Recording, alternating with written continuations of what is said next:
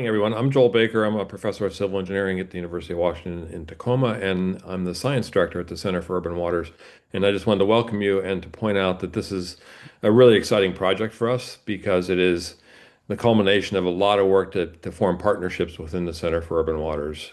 At Urban Waters is a partnership between the City of Tacoma Environmental Services, the University of Washington Tacoma, who has a new civil engineering program that you're going to hear more about, and the group at Aquagga in I'm sorry, ECT2, which was incubated within the Center for Urban Waters through the Maritime Blue startup element of it. So at Urban Waters, we take a lot of pride in the fact that we go from academic research all the way to product development, and this is a shining example of that. So welcome everyone. I hope you enjoyed the presentations, and I'll pass it to Hamish. Good morning, everyone. Welcome. So first, I would like to start off with acknowledging our funding. This project is funded by the United States Environmental Protection Agency under an assistance agreement to the Washington State Department of Ecology, specifically the EPA Puget Sound Geographic Funds through the Stormwater Strategic Initiative. And the contents of this document do not necessarily reflect the views and policies of the EPA, nor does mention of trade names or commercial products constitute endorsement or recommendation for use on their part. So as all of you are really aware of the challenges posed by PFAS, as they are highly persistent environmental contaminants, impacting not just the environment, but profoundly impacting human health in ways that we truly don't fully understand yet at this point. So this is a really big challenge, one of the biggest challenges in our field these days. Added to that, we don't have well-established technologies to remove PFAS in a way that we destroy those compounds, not just isolate them and shift the problem into another matrix in the wastewater field.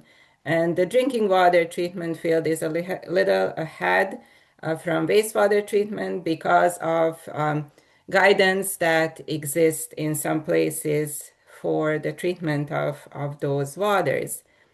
We don't have any guidelines and requirements at the moment for wastewater treatment. As you know, that's also driving our field. So our goal was really to come up with innovative ways to tackle that challenge and provide options for future implementation when the time comes for that. So we have piloted a two-step process using two well-established technologies for PFAS treatment. One of them is foam fractionation, and the other is hydrothermal alkaline treatment, or HALT. HALT has been established by one of our collaborators on this project, Aquagga, as a well-established, efficient technology for the treatment of concentrated waste matrices. It requires a lot of energy input. It requires the addition of chemicals, and with that comes a high cost that would not be efficient for matrices like wastewater when you have large volumes and much lower concentrations. So that's where foam fractionation comes in. That technology shines in treating large volumes and concentrating the contaminants into a smaller volume. So this was the idea behind our two-step process.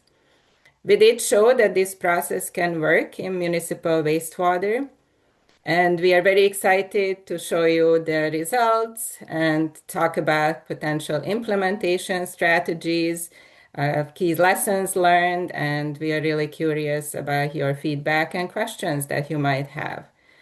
Here, I would like to also add that what the project is not, we targeted a waste stream within the treatment process that had the highest concentration of PFAS in it because this was the first try that we were trying something like this on a less concentrated matrix.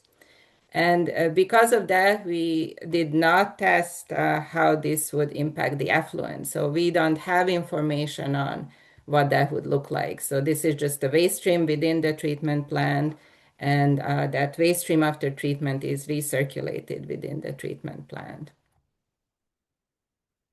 So I would like to say a few words about who we are, and just as a disclaimer in the very beginning, this is just our core team, the people who have been there in our project meetings throughout the project. There are many more people on Aquagga's team, especially in ECT2 and as well as in the City of Tacoma, who helped with this project. So this is really a testament of how collaboration can work and how people working together can come up with innovative ways to move our field forward. So from UW Tacoma, and I didn't fully introduce myself. I'm Emese Hadna. Joel kind of introduced ourselves a little bit. I was the PI on this project, and I'm a faculty member and the chair of the BS Civil Engineering program at UW Tacoma. Joel was a co-investigator, and he already introduced himself. Ansaf Karim is a postdoctoral researcher who was working on this project.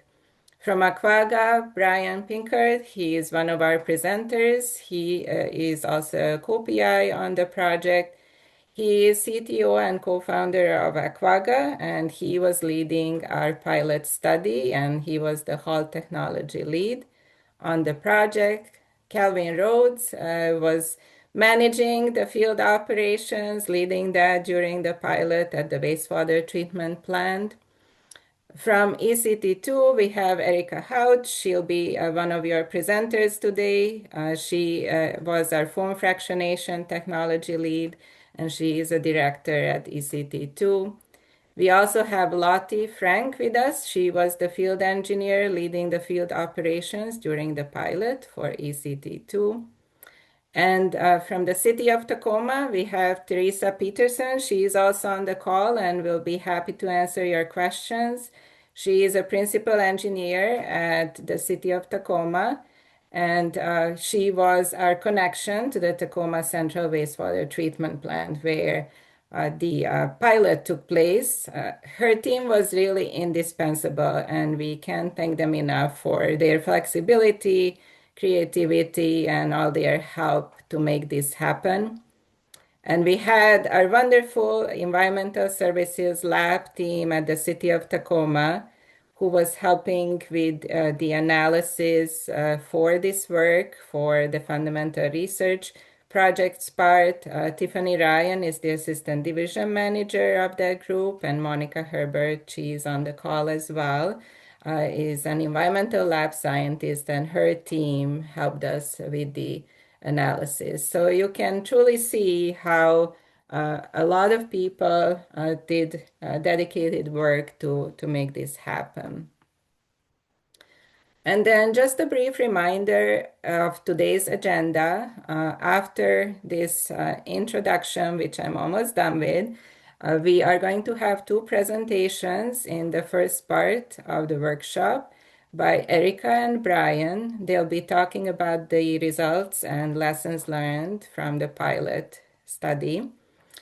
They are also going to talk about any results that connect to that pilot study during the bench scale feasibility test that they conducted. After that, we will have our first Q&A session, followed by a very brief break. In the second part of the workshop, we'll have Ansaf present his results on the fundamental research part of this work, where we aim to further this technology by generating new knowledge. We'll also have Tom Chontafalski from the City of Tacoma present about analytical challenges associated with this work. We used EPA method 1633 for the analysis, and there was a lot of development work that went in from the city's part to get that method up and running. And finally, we'll have another Q&A session to address any questions from the second set of presentations, or just overall if you didn't have a chance to ask questions from any of our presenters, and as well, you can ask questions from Teresa Peterson as well from the City of Tacoma. She's a wastewater engineer and would be able to provide really valuable insights from the wastewater engineer perspective on this project. So without further ado, I'll pass this on to Erica to start off her presentation. Happy to be here with you guys. I will be presenting the first set of these slides, and then my colleague Lottie Frank, who is really our field engineer extraordinaire on this project, will be providing the overview of our Tacoma pilot operations and our lessons learned from that piece of the project. So we both work for ECT2. It is kind of a mouthful to say.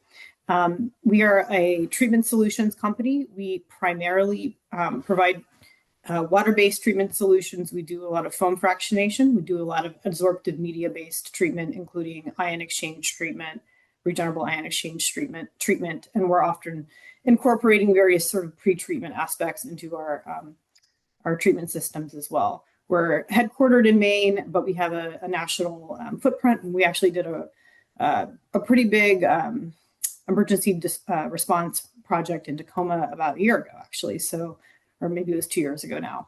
But so we have primarily operated in the US, done a little bit in Australia as well. And with respect to foam fractionation, we have several full-scale systems in landfill leachate, treating landfill leachate. So quickly, some background. I thought I would start the discussion by just talking about PFAS treatment in general, not strictly confined to foam fractionation, to kind of put it into context and why we specifically selected foam fractionation for this project. So the PFAS structure has a fluorinated group and then some sort of head group. This is the typical PFAS structure. There are, of course, thousands of PFAS, but this is sort of generally what's on your analyte list. And so depending on how long this tail is, will really impact your treatment. So the longer this tail, generally, the better you can remove this compound, either via GAC or anion exchange treatment or via foam fractionation, which is also functionally an adsorption process. Just in this case, your adsorbent is air. And then you also have some type of anionic head group, either a sulfonate or a carboxylate typically. So PFOA has a carboxylate group, PFAS has a sulfonate group. That sulfonate group generally lends itself to a stronger adsorption potential, both with ion exchange resins and GAC and with foam fractionation.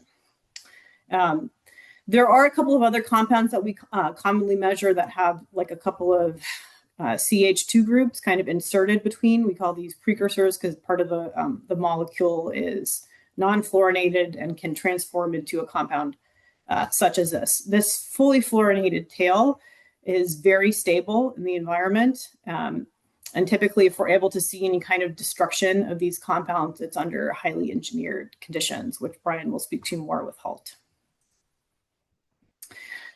So when we talk about these compounds, it's a little bit of alphabet soup, but basically the third letter in the acronym kind of corresponds to how many carbons there are. So PFOA and PFAS both have 8 carbons.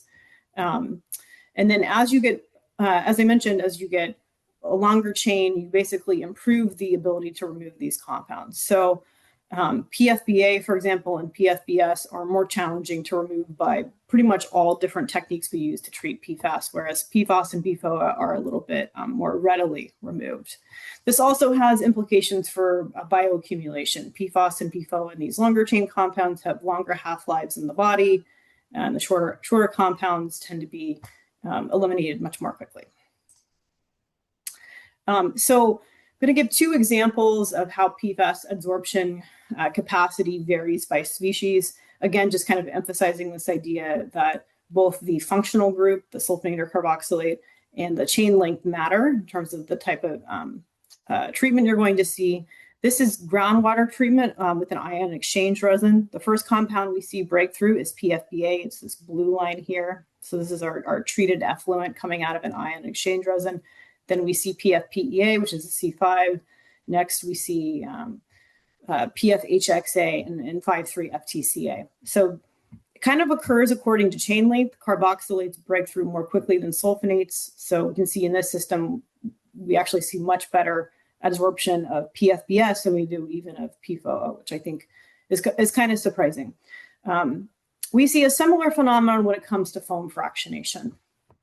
And so this image here is from a paper published by David Burns in 2022. He's an expert in the foam fractionation community, and it's a plot of the removal percentage of various PFAS in relation to their air-water partitioning coefficient, their equilibrium coefficient. So when this coefficient is about 1 or greater, you get really good removal of all of these compounds. And we see this in practice in our pilot and full-scale foam fractionation systems. When you're below this value of 1, so when you're kind of over in this range, you get either moderate or essentially no removal. So these two compounds are kind of moderately removed in foam fractionation, and these two are pretty much removed, not at all in our experience. There is a lot of work being done to identify various kinds of chemical additives that you can add to a foam fractionation system to remove these compounds. So far, I would say cationic quaternary amine compounds are the most effective in helping remove some of these other compounds. They sort of bulk up the molecule and make it more amenable to removal. But they do have a toxicity profile, so we're typically not deploying them at scale. So in terms of what's available for water treatment for PFAS that's mature, there's pretty much 4 different things. There's granular activated carbon, which is an adsorptive media, single-use and regenerable anion exchange resins, foam fractionation, and then RO membranes. And they have kind of different pros and cons and sweet spots. So I'll just highlight a couple of them. I would say the ones that have the largest footprint per unit of water treated are GAC and foam fractionation. This is because they require longer contact times, hydraulic resonance times, compared to, say, an anion exchange resin. GAC, sorry, lost my train of thought for a second. Some of these different treatment technologies need more pretreatment than others. GAC and foam fractionation are pretty robust in terms of not really usually requiring much pretreatment. In this case study we'll present, we'll see that filtration was a really important part of our pretreatment, but often we can get away without any kind of filtration, even in a foam fractionation system. Whereas for like an ion exchange resin, you may need to have some GAC up front to help protect the resin and really let it do its thing with the PFAS. Or metals removal, you can use that with GAC as well.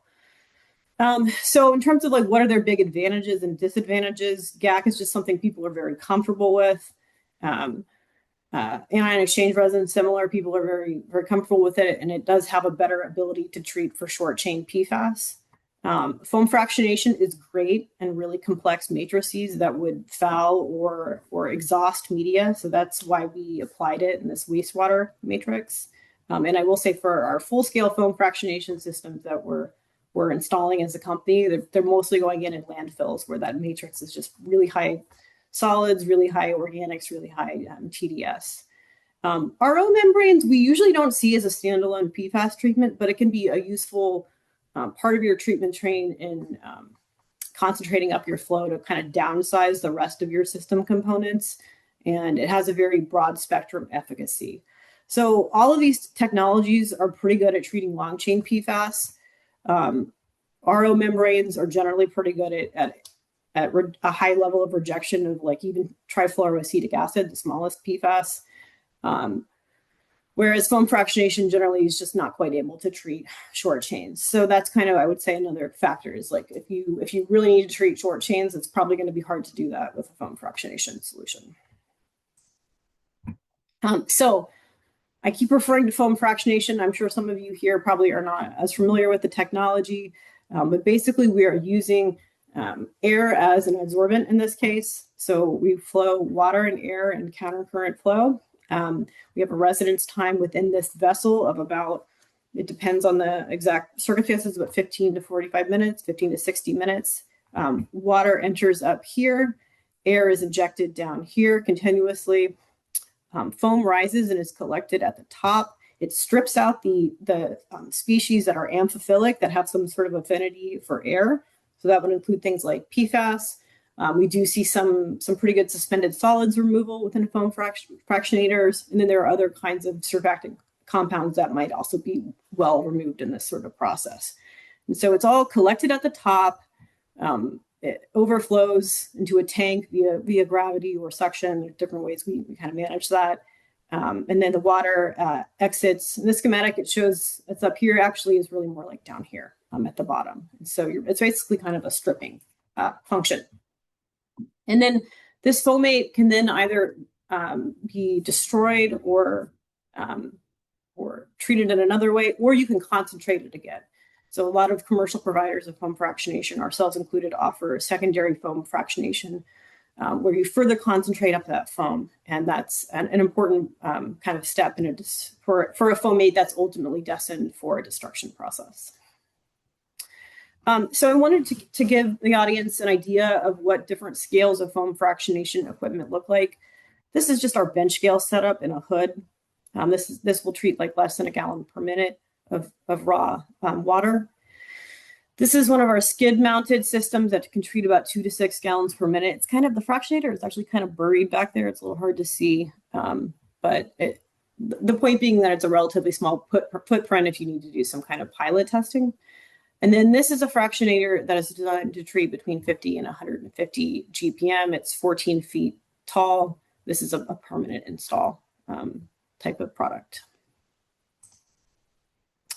There are also containerized options where you can have up to 4 fractionators in a box. You can plumb them so that they can be operated in series or in parallel to maximize flow. One thing I didn't mention, but that's definitely worth mentioning, typically when we're doing foam fractionation treatment of any type of water, we're doing it through 2 vessels in series, kind of like a lead lag type of scenario if you want to compare it to adsorptive media to really maximize removal. And so one of the things that you can do when you have 2 fractionators is the first one can be is probably your more foaming type of water before you've really stripped out much of the surfactant material. And so you can operate your first fractionator and your second fractionator differently in terms of air introduction or chemical introduction if you need to enhance foaming. And then in terms of our foamate concentrator equipment, so this is where you take the foamate that has been pulled off of your treated water and then you basically repeat the process. We have concentrator equipment as well. And the main difference with foamate concentration is the geometry of the reactors. Basically, they're a lot taller relative to their diameter. And this is because this material is significantly more foamy, and this is like the best way to optimize removal of PFAS. So this is our piloting concentrator, super tiny. It processes about 1 gallon per hour of foamate. And this is a permanent install that's treating 5 gallons per minute of foamate. So quite a bit more throughput. You can kind of see all the foamy material inside. So in terms of what you do with the foamate, there's different options. I would say the ideal option, where we kind of hope everyone is moving, is to destruction, where you have this highly concentrated material. So you went from a dilute stream with a larger flow to a waste concentrate that's much higher in concentration and lower in flow. That's when applying a destruction process becomes more economical. So this presentation will focus on hydrothermal alkaline treatment, which is a process that's able to degrade all PFAS to benign products, benign in this case being CO2 and fluoride. Another option is you can take that foamate and load it onto an adsorptive media at a very slow flow rate. This is a process that we call superloading. You can get another 500x concentration factor on your foamate. You basically are converting your foamate to a solid waste. And this is something that some of the landfill companies like to do, since they are able to treat their leachate and then apply the solid waste back on the landfill. Okay, so moving on to this particular project, which was done nearby at the Tacoma water treatment plant. The reason why a wastewater treatment plant was selected is due to just its inherent nature as a central collection point for a lot of diffuse sources of PFAS. So both domestic sources and anything that might come through like an industrial pretreatment program. And so when you can apply treatment at these sort of centralized locations and other places where you have elevated PFAS, you can have a bigger impact on what you're putting out into the environment. And so the goal here is to separate the PFAS out of the stream, concentrate it into a manageable stream that can be destroyed, and then recirculate that destroyed stream back into the wastewater treatment plant. So as Amesha mentioned, foam fractionation and HALT were the two that we applied in this particular case. Prior to commencing on either the bench work or the pilot study, a sampling exercise was undertaken at the treatment plant in 2024. There were about, I think, 6 locations that were sampled. The influent, after the primary clarifiers, there was a combined RAS and WAS, waste activated sludge, recirculated activated sludge stream that was sampled. Essentially the treated effluent, and then after this anaerobic process, the dewatering pressate. Ultimately, this was the location that was selected for the study, this dewatering pressate. It had a high elevated levels of PFAS within the wastewater treatment plant and represented a sort of logistically doable stream to treat and potentially an opportunity to intervene and impact a higher percentage of the mass circulating in the wastewater treatment plant. So first, the city collected 2 totes of water. They shipped it to ECT2's treatability lab, which is in North Carolina. Here's our 2 totes here. And we did various primary foam fractionation tests to evaluate different things. I'll just move on to the next, actually. So here's our bench scale fractionator. Here's foam being generated during the project. In terms of our key outcomes, this was a very highly foaming material. In fact, the wastewater treatment plant is often adding defoamer. So while you want water to foam, excessive foaming is operationally problematic. So essentially, we were evaluating, whether we would need to add any foam enhancers or foam suppressors at the lab. Basically, the water was pretty amenable to foam fractionation without any kinds of chemical additives. We saw at the bench scale that high airflow rates really improved removal of PFAS. We actually kind of saw the opposite in the pilot, which Lottie can discuss a little more. It could be kind of due to it being a little fresher at the pilot versus what we received in the lab. We saw that one stage of removal, and by one stage, I mean, I said often we're running lead lag foam fractionators. So a single lead fractionator was able to remove PFAS to below their drinking water MCLs. But 2 stages of treatment did enhance removal of the non-MCL compounds. And greater than 90% of removal of PFAS overall was achievable. This is pretty much dictated by what your percentage of short chain compounds are. And as I mentioned, boost agents, these are the different chemical additives that we add, really didn't offer much benefit to the treatment process. So we brought some and tested some on site, but generally expected to not need them. Okay, and with that, I'm going to pass it to my colleague, Lottie. Hello, everyone. Thank you, Erica, for presenting the first half of this. It was fantastic. I'm going to get into a little bit of kind of what it looked like doing this on site in person. So this is our FoamX foam fractionation SF1 container on the left side here. It's a 40-foot container, and inside there are 2 fractionators, as you can see on the right screen, with a variety of break tanks that help equalize the water between treatment stages. So it usually takes about 2 days to kind of get all the connections set up. We worked with the team at the wastewater treatment plant to make sure we found a great spot to put the box that's, proximate to our influent and effluent connections, close to power and potable water. So if you go into the next slide, Erica. Perfect. You can kind of see our block flow diagram for how we treated the water with the variety of tanks that we have inside this container. So we start and you pump that pressate water into our equalization tank on the left, and then it kind of treats left to right. As Erica was saying, we do 2 stages of treatment. The first removing the bulk amount of PFAS, and the second kind of removing the smaller amount that gets you to the NCLs, the treatment targets that you want. And we can provide there are different sample ports that we can sample from, as you can see in the red circles there, and we can inject different concentrations and different types of boost agents if desired to enhance foamate and get the best PFAS removal. And then the foam that we made condenses down to what we call a foamate. So through heat and air, it can condense from bubbles to a really dark brown liquid. And that's what we call our foamate, or our liquid waste that has all the PFAS in it. And from there, we used our concentrator, which we saw a couple slides ago, and that basically makes a smaller volume of the highest concentration PFAS. And that's what we can send to HALT. So next slide, please.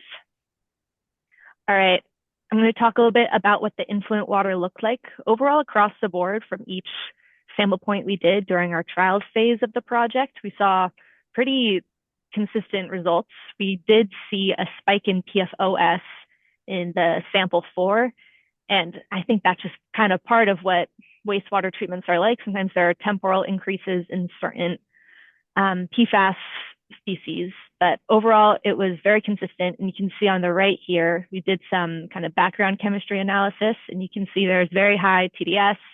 And this kind of further iterates that foam fractionation was the right treatment to use other than medias, because medias can basically clog up and get loaded with this TDS, TSS that makes it really hard to successfully treat through.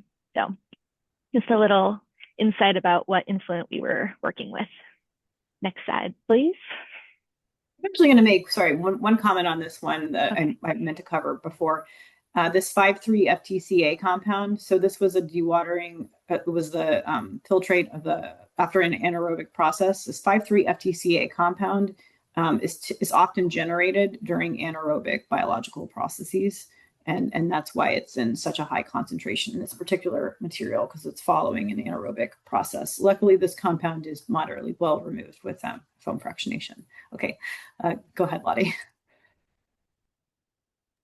Thank you for adding that. That's an important, as F53FTCA was the largest compound that we had in this study. So as we talked about before, foam frac is usually really good at treating water without a lot of pre-filtration. Due to operations on site that caused some challenges, we did have to employ basically a box with filters that we put in. And this really helped. And you can see on the right side graph here that this pre-filtration did not impact the amount of PFAS coming into our box. That was another thing we were considering, just in case the PFAS kind of binded up to some solids, but no, what we treated was very representative of the water we had. And I just want to give a quick shout out to everyone who helped in the field on this.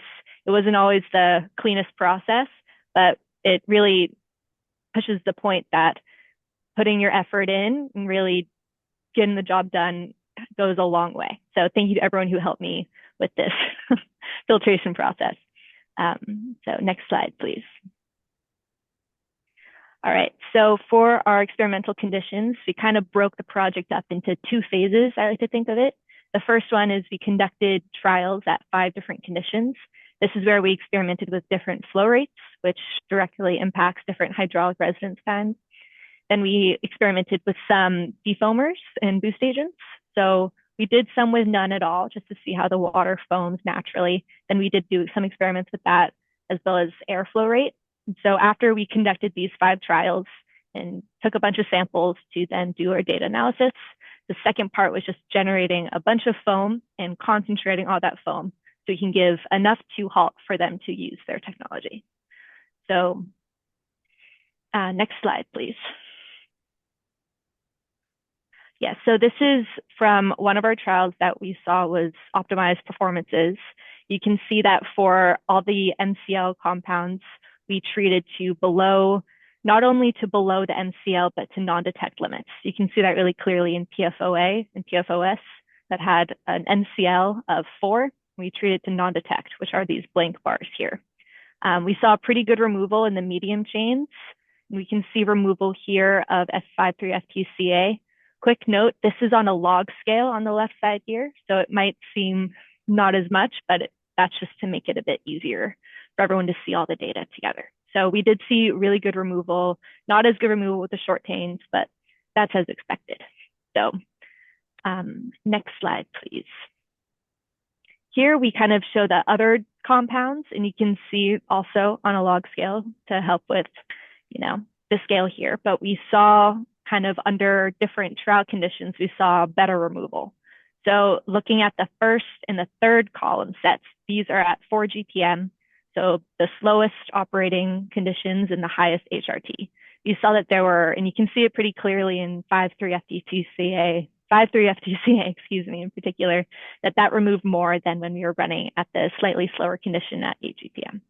So this basically shows that HRT does have an effect with certain compounds, and you can see the remaining MCL compounds all reach non-detect limits, which is awesome. So yeah, next slide would be great. And then here we discuss the mass balance, which is basically, all right, we remove a bunch of PFAS and foam fractionation. How much are we actually getting out in the foamate? This is kind of what I like to think of as a check, just to make sure, what we're getting out is represented. And we got great mass balance for the primary foam fractionation. We collected a lot of samples, so it was easy to kind of see that in a variety of samples. For the concentrator on the right-hand side, we only had 2 samples of this until then we just kept running to concentrate it. So it was still pretty good mass balance removal, but sample size will always have an effect here. And as you can see, we're only really looking at 2 compounds, PFOS and 5.3 FTCA. That's because due to these really high concentrations, like in the concentrator, they're huge, it makes it really hard for the lab to basically reliably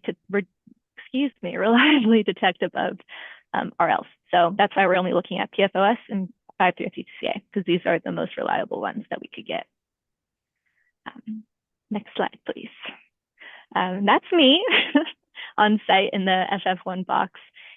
This is kind of talking about the foamate we created. As you can see from the bottles I'm holding, you can really see a visual difference from concentrated foamate to the primary foamate we made during the first stage. As Erica was talking about, it does remove solids and other suspended particles, and you can really see that color difference, which is really satisfying to see. Overall, we made 242 gallons of primary foamate, and we took 119 of those, and through the concentrator, we condensed 119 gallons down to 15 gallons. So that is roughly 5% foam, and it basically can give Aquagga more highly concentrated liquid at a less volume so they can operate better and under better economical conditions. So we achieved an overall concentration factor with both primary and concentrator foam fractionation of 500x. So for every 1 gallon, for every 500 gallons of influent water coming through our system, we got 1 gallon of concentrated PFAS. So next slide, please. So now I'm just going to get really quick into our key findings, as well as a table that shows the percent removal. So we saw roughly 80% removal of total PFAS on our best trial and 100% removal of MCL compounds. Going over the complexity of the wastewater made foam fractionation, great for this technology. And even though we did have to troubleshoot a bit with pre-filtration, overall, we saw great success and got to work together as a team, which is important. Yeah, so next slide, please. And then this kind of gets into our key findings that we can take a step further. So we can look at next steps. For what we found, that was different from the bench scale, that with moderate to low airflow rates, shorter residence times, and even a single stage, we can remove all the MCLs.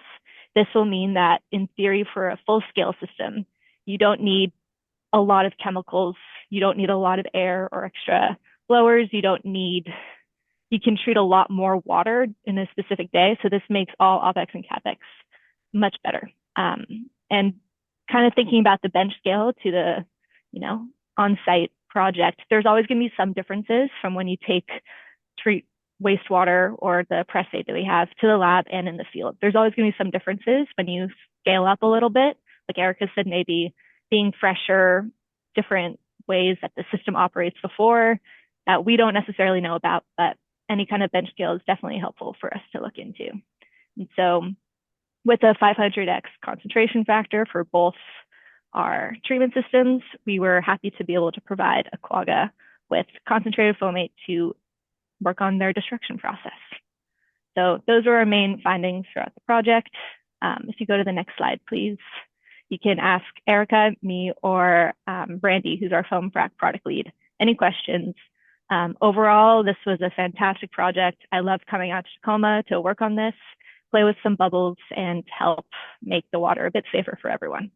So thank you very much. And yeah, keep treating water. Okay, so my name is Brian Pinkert. I'm the CTO and co-founder of Aquagga. We are a Tacoma-based startup company focused on PFAS destruction. And I'll be talking about our portion of the project where we destroyed PFAS in a concentrated wastewater foam using our technology, which is called HALT. So just really quickly about us as a company, we were founded in 2019 as a spin-out from the University of Washington. Myself, Philippe, and Chris comprise the leadership team, and we currently have 23 full-time employees, and we're actively growing. So we're very proud of our UW heritage and our growth here in the South Sound region. And our mission as a company is to keep PFAS out of people and planet. So PFAS is fundamentally a public health issue, right? If we don't break the PFAS cycle, eventually it ends up in our water supply, it ends up in our food chain, it ends up in people, and it impacts public health. So we believe that when we do our jobs, when we destroy PFAS, it keeps it from getting out into the world and ultimately ending up in bioaccumulating in us and in other parts of the planet. So we're ultimately a provider of PFAS destruction equipment and PFAS destruction services. Aquagga is focused on serving the environmental remediation industry and the industrial wastewater treatment industry. So our technology basically substitutes for incineration. We're hauling waste off-site and burning it. When we do that, we provide a safe service, a safe disposal of PFAS-rich waste. We reduce the liability associated with moving PFAS around on our road systems. We reduce overall project costs, help our customers comply with emerging regulations, and we prevent future contamination that can be associated with some existing practices. To date, we've done about 9 demonstration projects all over the country. This is a map of both completed and contracted projects that we have. So you can see that we've been working hard to validate technology in a number of different use cases, in a number of different settings. A lot of our work to date has focused on the destruction of AFFF, legacy PFAS-based firefighting foams, different concentrated residuals from groundwater treatment, wastewater treatment, fire training pond treatment, and some work in the industrial wastewater space that we performed last year with 3M. So a couple demonstration projects to note. In 2024, we did a demonstration project with 3M at a manufacturing facility in the Midwest, where we used HALT to destroy concentrated industrial wastewater liquids from a regenerable ion exchange process and reverse osmosis. Erica mentioned some of those technologies previously. So in this project, we processed over 1,100 gallons of PFAS-rich liquid. We destroyed over 99.9% of target PFAS analytes. We had no significant downtime or operational interruptions. So this just gives you a sense of sort of the maturity level of the technology. This is an emerging technology. It's new, but we have demonstrated it in real wastewater treatment settings with an industrial client. And then another recent project to mention is a demo project that we did in April of this year at a centralized hazardous waste processing facility in Charlotte, North Carolina. This was a project that was funded through the ESTCP program from the DoD and the Defense Innovation Unit, where we processed nearly 1,000 gallons of concentrated PFAS-rich liquids from foam fractionation, regenerable ion exchange resin, AFFF, achieving over 99% destruction of target PFAS. So again, just trying to give folks a sense of the maturity of the technology. We've done a lot of work in the field to date with this technology. It is new, it is emerging, it is somewhat exotic, but it's becoming more real as we continue to work on it. And a little bit about our philosophy for PFAS destruction. So PFAS treatment is fundamentally a two-part problem. The first part of the problem is you need to treat water to a spec. And that spec could be EPA MCLs. For discharge limits, it could be a % reduction in PFAS coming out of a specific plant. But we typically achieve that with some sort of concentration technology. So for example, foam fractionation can treat water to EPA MCLs. It also reduces the volume of PFAS containing water by 500 to 1000x. The second part of the problem is what do you do with that PFAS mass? And that's where the destruction portion comes in. So we use a destruction technology to reduce the mass of PFAS by over 99%. The goal is to mineralize the PFAS. That means you're converting all of the organic fluorine to inorganic fluoride, which we'll talk about a little bit more later. And then the last piece of the puzzle is recirculation. So whatever's coming out of the PFAS destruction process, you can retreat that with the concentration technology to get this closed loop treatment going. Again, that enables you to treat water to a spec and destroy as much PFAS as possible. This is what this can look like in practice. So for example, if we have PFAS impacted groundwater, or in this case, PFAS impacted wastewater, the first step is to take that high flow wastewater with fairly dilute PFAS and concentrate it. Again, this treats water to a spec, gives you dischargeable water, and it produces a concentrate stream that's perfect for destruction. So the goal of this overall treatment train is to reduce the overall treatment cost and liability while addressing those two parts of the problem, treating to a spec, destroying as much mass as possible. The concentration step produces discharge compliant water. A small quantity of PFAS-rich liquid is generated as a byproduct.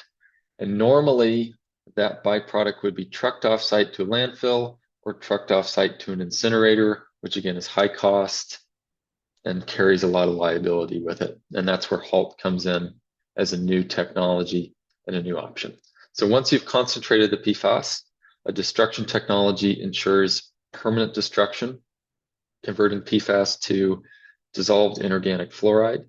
The key metrics of success for destruction technology, in our belief, is first you have to be able to achieve over 99% PFAS destruction and fluorine mass balance. You have to be able to handle high TDS, high strength, very complex wastewaters with variable flows.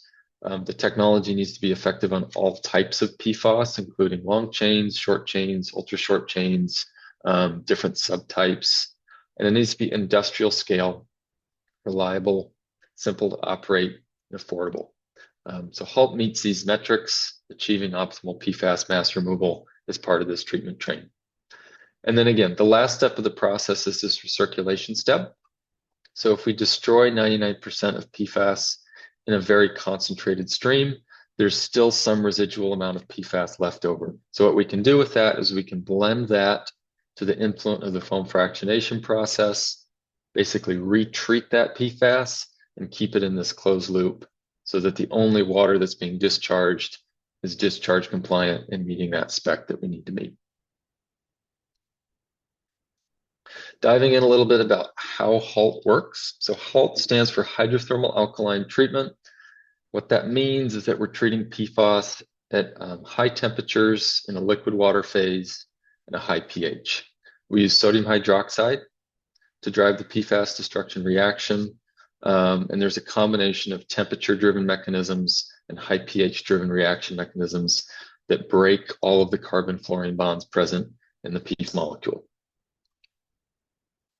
The operating conditions that we leverage are somewhere in the neighborhood of 300 to 350 degrees Celsius, about 3000 PSI, high pH. Again, we typically use sodium hydroxide here.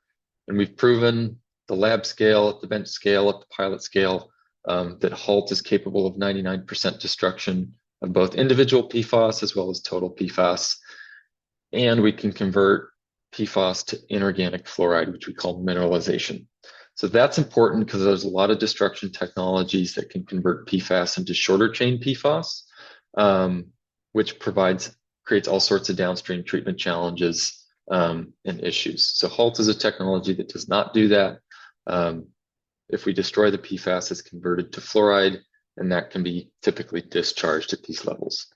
The HALT technology was first developed at the Colorado School of Mines under a CERTIP project funded by the Department of Defense.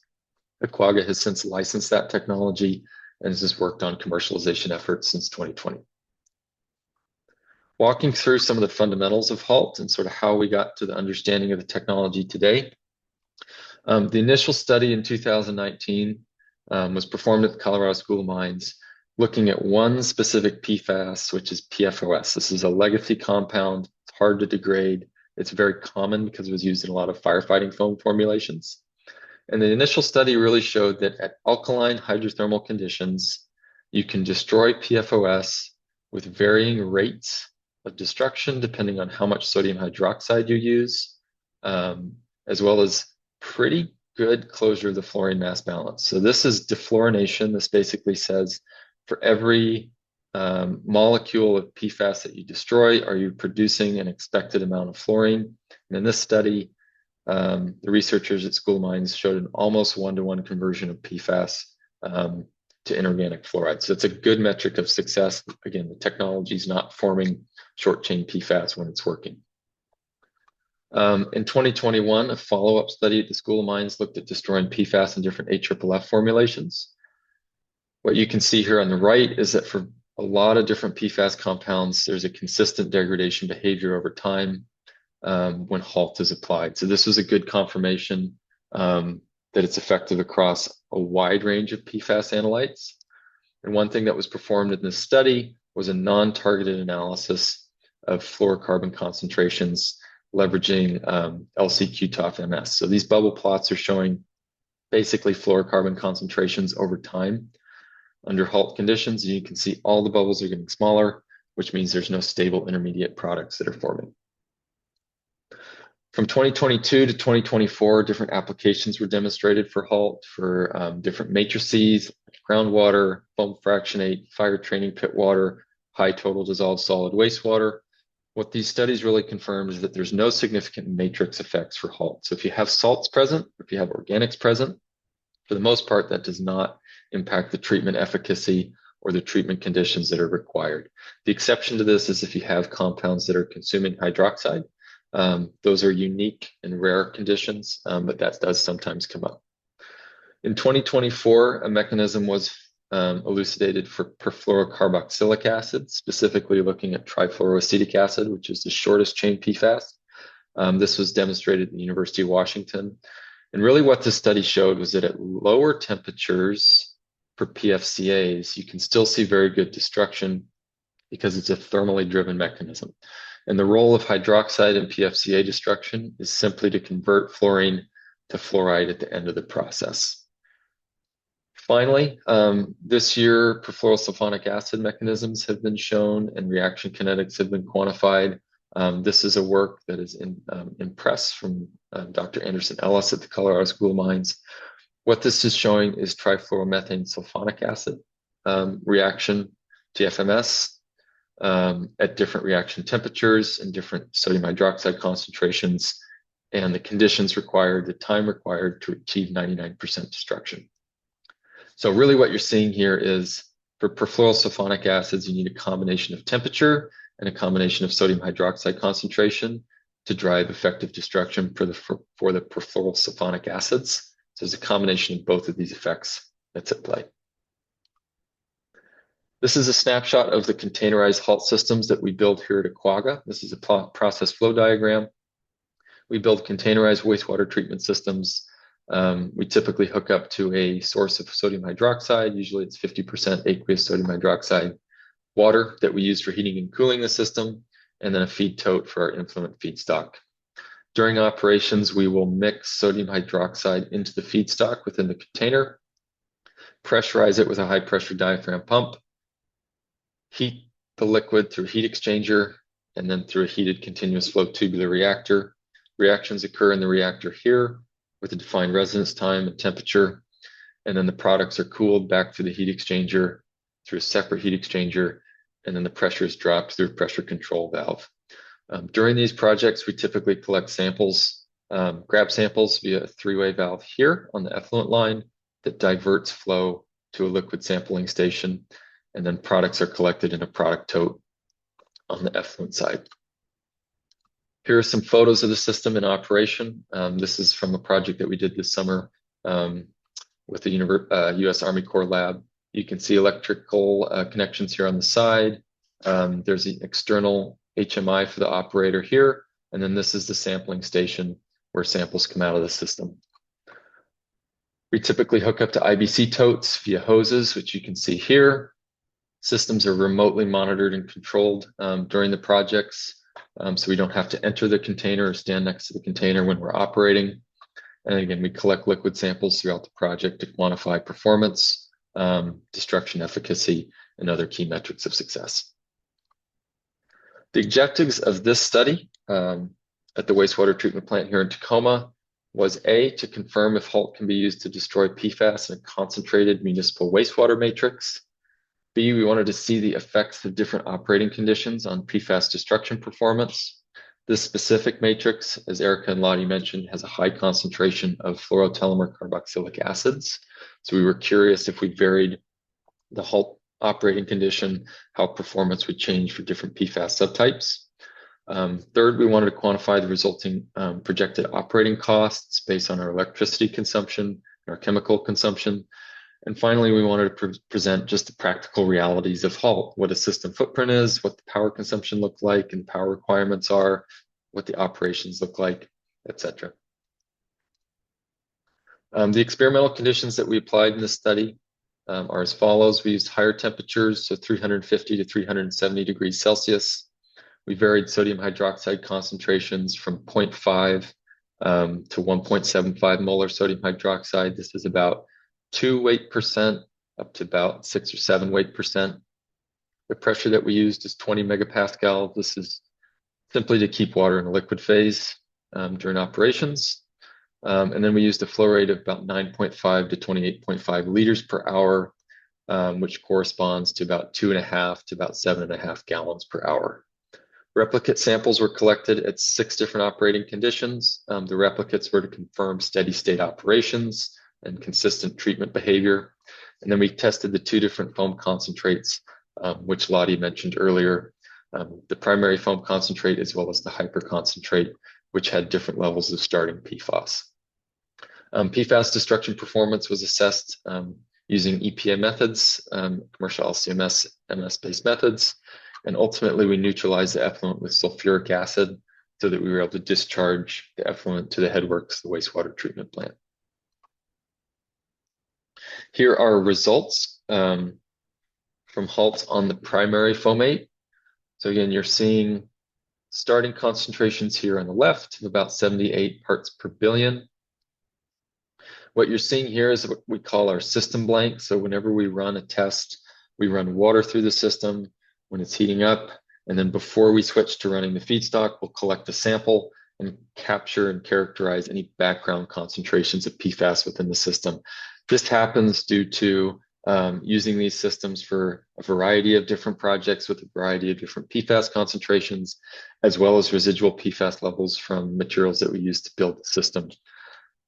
And then what you can see here is different total PFAS treatment results for a range of operating conditions. So in the orange or pinkish color here, salmonish color here, you're seeing conditions that were run at 370 degrees Celsius. And then in the beige color, you're seeing conditions run at 350 C. For tests 1, 2, 3, and 4, we increased the flow rate. So this decreased our effective residence time within the system. And then for this test 5, we increased the sodium hydroxide concentration to 1.75 molar.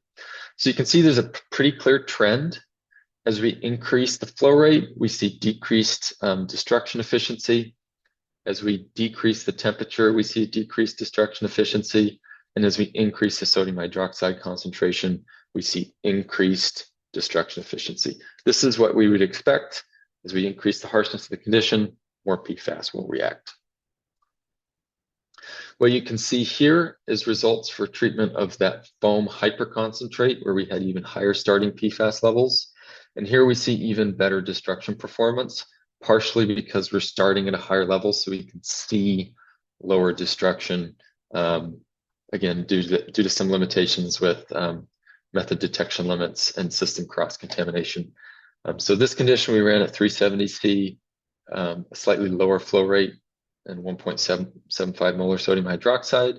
I think this translates to about 99.9% total PFAS destruction here. This is tabulated data, but from the same conditions that we ran for the primary foam. What you're seeing here is results broken out by PFAS subtype.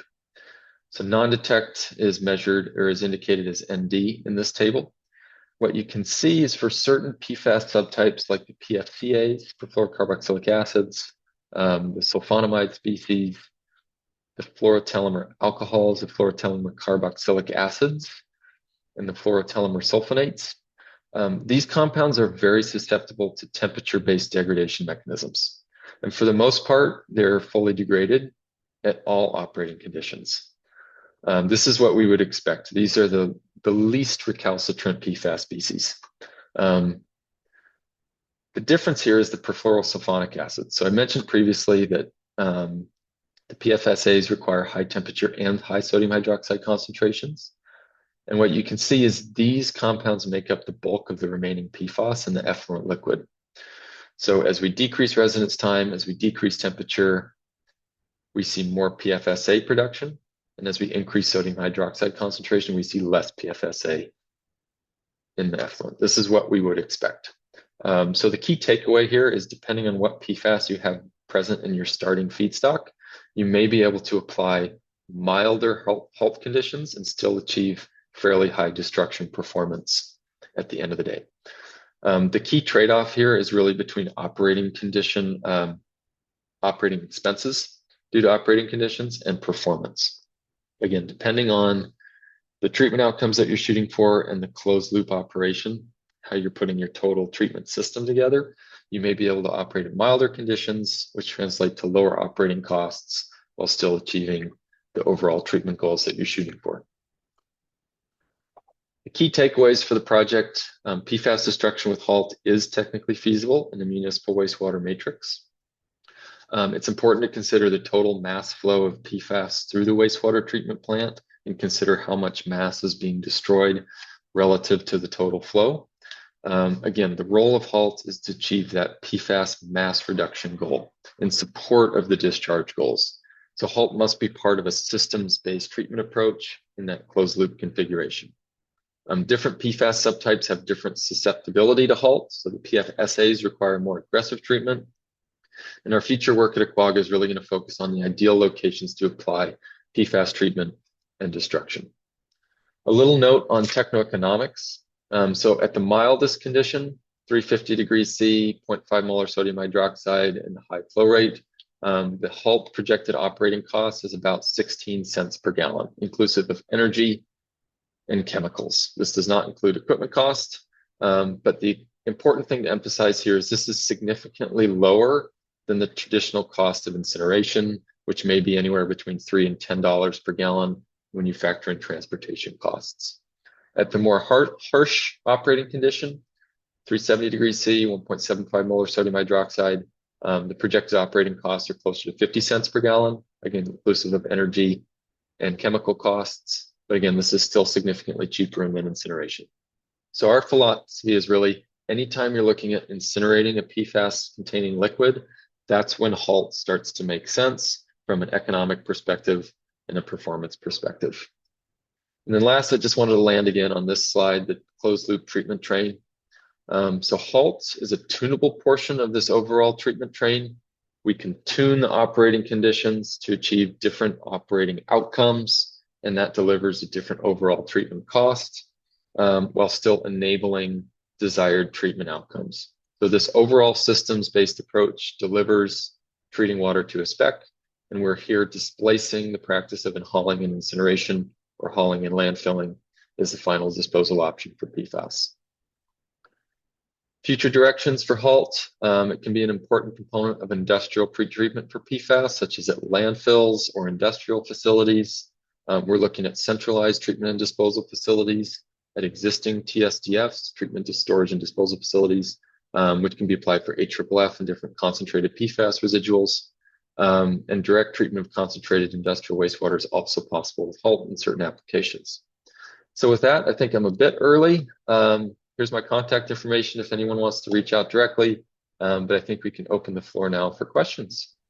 Thank you. Fabulous. Thank you, Brian. And if folks want to either raise their hand, we'll unmute you. Otherwise, feel free to drop questions into the chat. So far, folks have been raptly paying attention.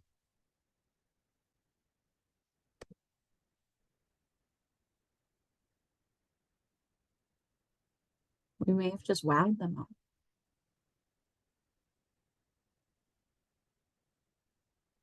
Okay, here we go.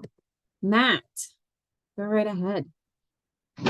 The price that we had on screen there for per gallon, was that a price per gallon of the concentrated foam, or was that a price per gallon of the starting quantity before any treatment? That is a price per gallon of the concentrated foam.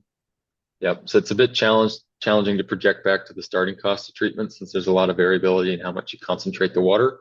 So we just focus on what the direct cost is for HALT. Perfect. Thank you. Mm-hmm.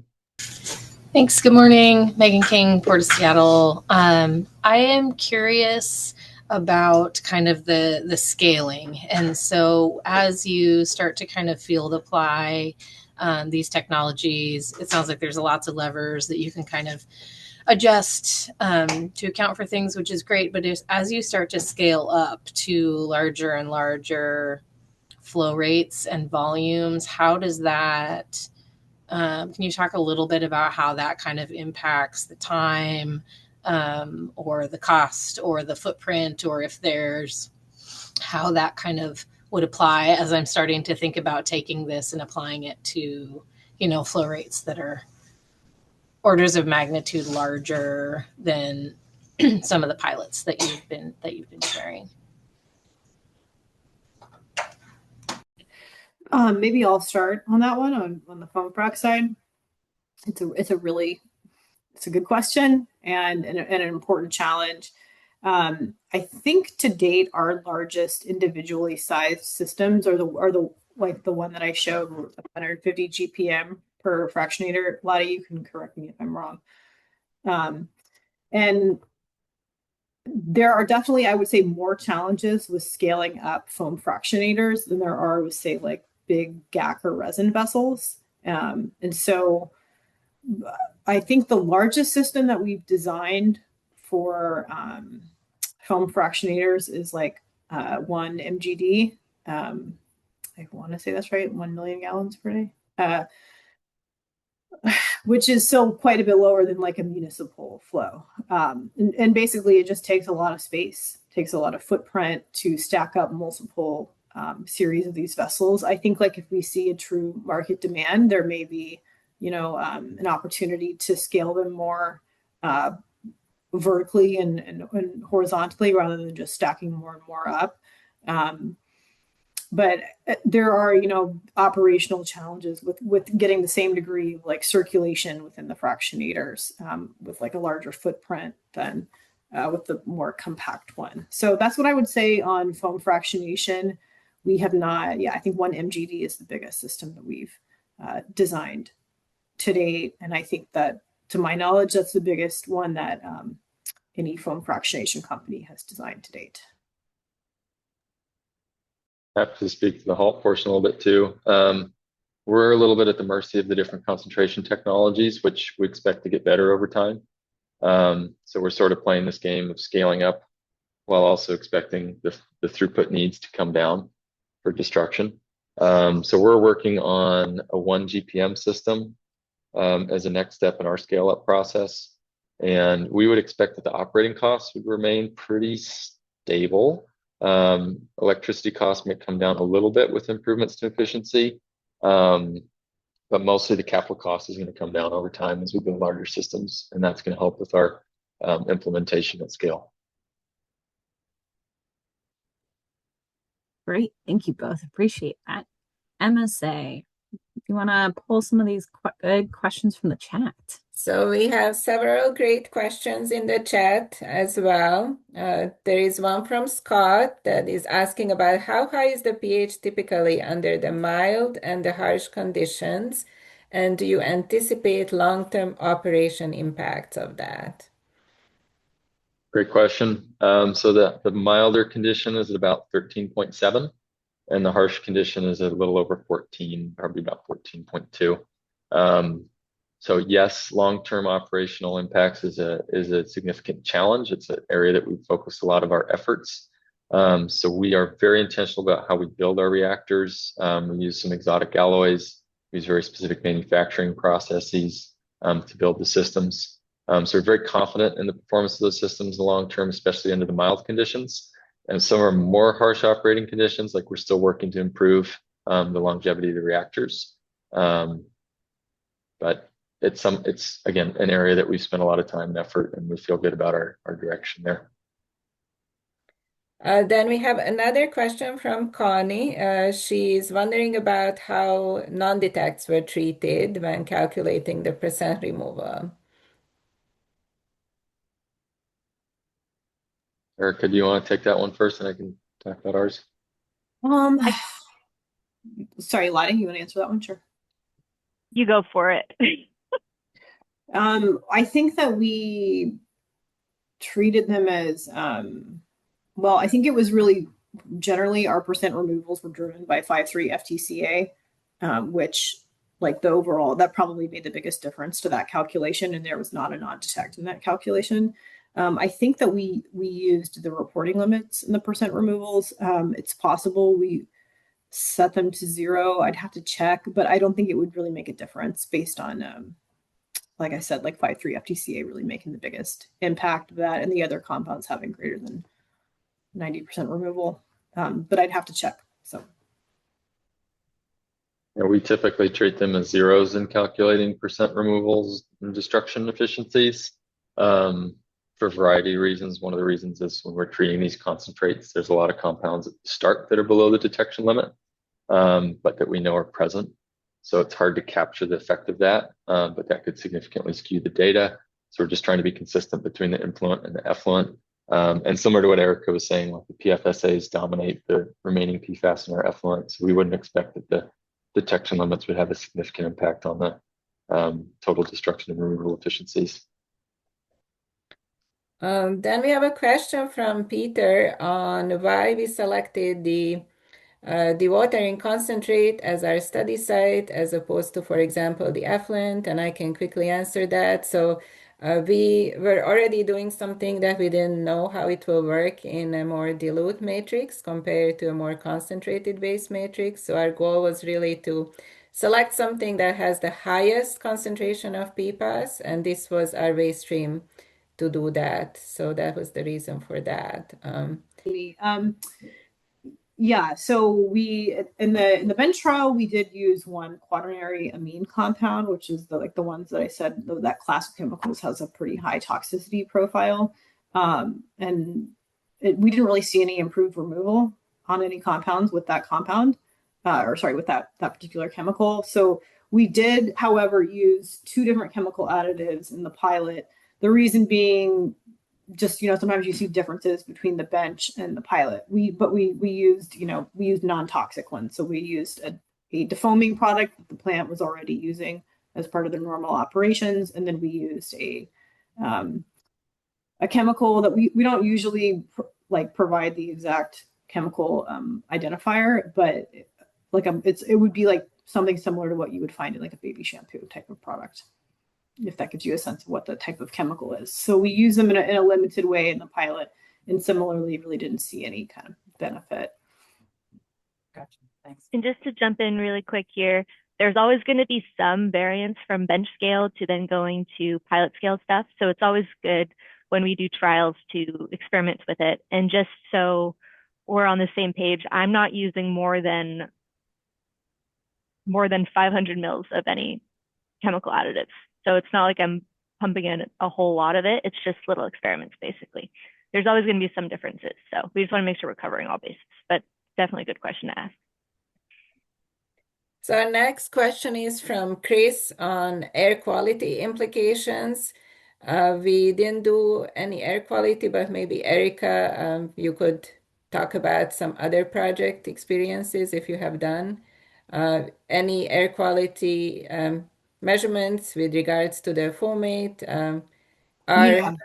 short chain, hard to treat PFAS off-gassing from the concentrate step, and could that stream be scrubbed and cycled back through the system? So all of our fractionators are enclosed primarily just for like operator safety. It's a totally enclosed process through line. We do have, I think we have GAC on our air effluent from that process. And then I don't know, Lottie, can you speak to are the fomate tanks enclosed? So the fomate tanks are not enclosed. Sometimes I'll look into it kind of see what the foam is like, but I have for many projects I usually keep a gas meter beside me when kind of near the fomate entryways. So just to make sure those levels are keeping still. But we do have a GAC canister that goes outside the box that's meant to protect from any PFAS that were volatilized in the air. So our next question is from Aaron. Can you tell us what happens with the secondary concentrate, the greater fraction, which is not primary concentrate? Is that recycled to the front of the treatment stream? Can you also talk about the safety of working around the concentrated streams for operators? I'm curious if it is any worse than some consumer products containing PFAS. So yes, we recirculate, like in our full scale systems, for example, we recirculate the concentrated, the treated water from the concentrator stream goes back into the influent of our foam fractionation system and gets just reblended with the influent. It's usually a small enough volume that it's kind of a de minimis addition to the influent flow. And then on operator safety, on dealing with again, maybe Lottie can speak a little more to that, like how we handle that from an operational side. Yeah, absolutely. When handling any kinds of fomate, you just got to make sure you are wearing PPE, eyeglasses, gloves. I don't usually wear a respirator. I'm not that close to it, but it's definitely something to take into consideration when doing foam fractionation pilots, making sure that if any gets on you, you're quickly getting it off you and staying clean. That's why this project was great to have bathrooms accessible in case I needed to wash my hands. I always keep some kind of wipes in the box with me, and we come with eye wash stations just in case as well. But really good things to consider when doing a foam fractionation pilot and considering that because they are high concentrations of PFAS. So. And if it was like a hazardous waste source, there might be additional considerations. I would say like it's more about what the general safety of the starting material is, more so than the concentrate. Certainly things can be more concentrated up, but we would probably have some different protocols in place if it was a haz waste stream, which we occasionally are treating streams that are hazardous. Yeah. Then we also have a question from Brendan. What sort of water quality parameters or benchmarks need to be met for the fomate treatment to be effective?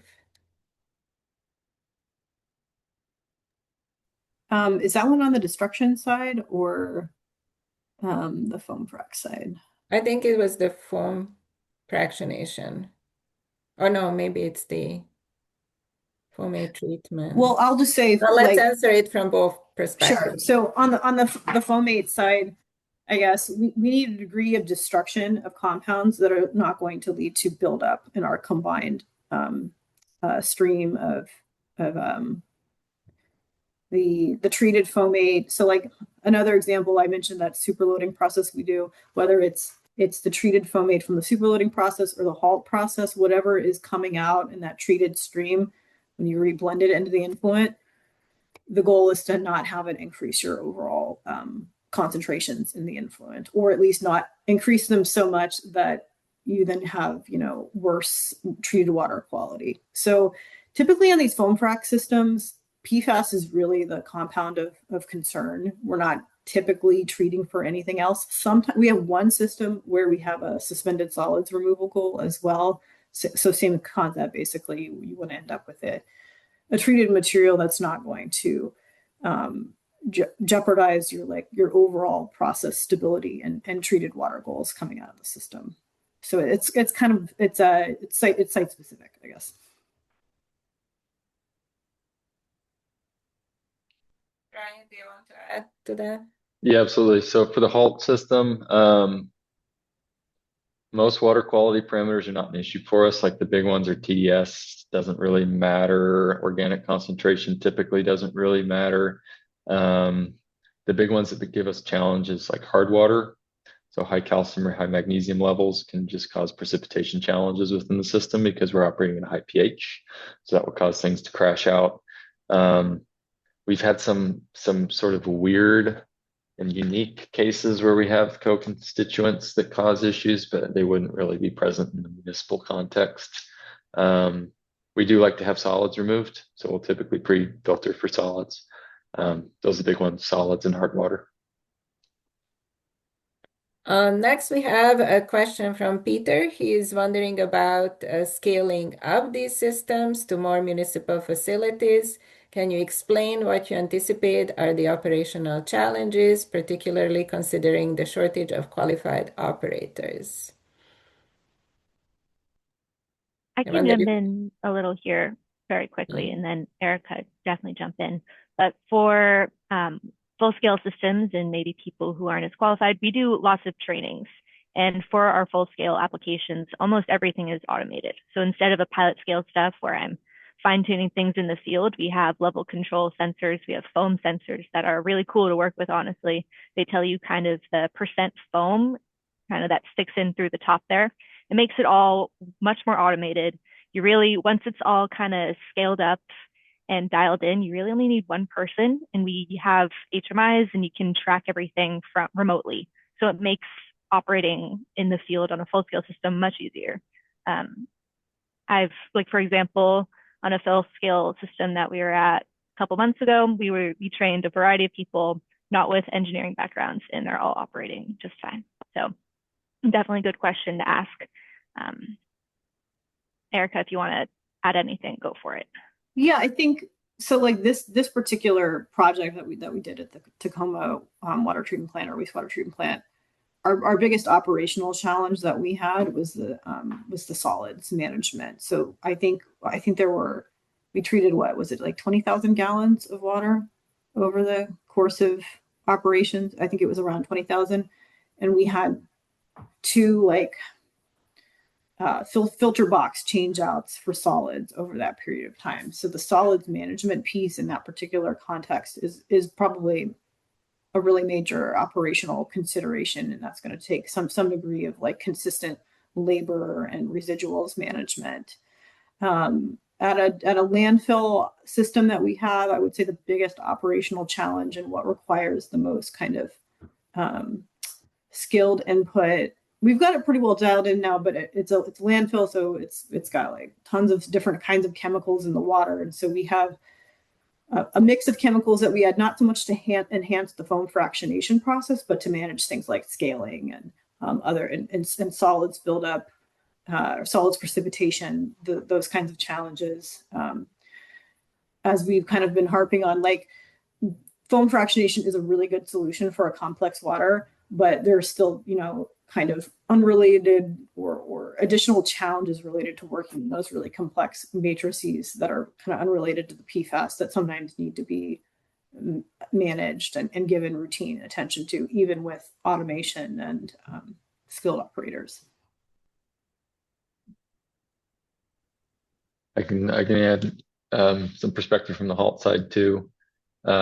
We typically envision offering HALT as a service. A lot of times as a service through a centralized facility. So the volumes produced in a lot of these projects is typically too low, where it wouldn't make sense to sort of sell a system to a site and have it permanently installed and operating. but having a centralized treatment facility that can accept concentrated wastes from a number of sites starts to make sense. And those sites would have trained operators, as well as our systems are very automated, remotely controlled, monitored. So that's how we are planning it, or thinking about that challenge. We have the next question from Embry. Do your operational costs include operator time, and what percent FTE do you anticipate for labor costs? Probably a question for me since I threw operating costs up there. Our costs do not include estimated operator time because it's an early stage technology. It's really hard to estimate what it looks like at scale. But again, the systems are very automated and we can remotely control them. So when we're operating in the field, most of the labor is involved with collecting the samples and handling the samples and changing totes and changing hoses. When the system's operating, you really don't have to touch it. You just let it run. The system won't balance itself to the right temperature set points, the right chemical loadings. We perform hourly checks on the system, mostly just to make sure things are going well, but the operator requirements are pretty minimal. So we would envision that an existing operator at a site or at a facility would be able to take on the majority of that work with some remote technical support from our team. And we have a question from Ida. For the larger foam fractionation unit, what level of concentration factor do you expect?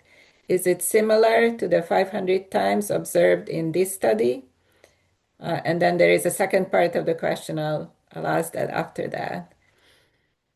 So concentration factor that we observe is very source water dependent. Lottie actually just ran an awesome pilot at a wastewater treatment plant where we were doing, I think we were treating, it was final effluent, right? Out of the wastewater. Yeah. Unfortunately, we were not teamed up with Aquagga on that one. But I think we got about 1,000-fold concentration factor on the primary foam fractionation, and then another, I think it was like 100,000 total over both processes. Sorry, I'm including the superloading process in that one. Scratch that. That was not foamate concentration. But so it really depends. I would say on like a cleaner matrix, like a groundwater, we're usually getting 1,000-fold or more on the primary stage, and then another 10 to 100 on the concentrator stage. On a highly foamy water like this sludge dewatering pressate or like a leachate, it tends to be kind of more like a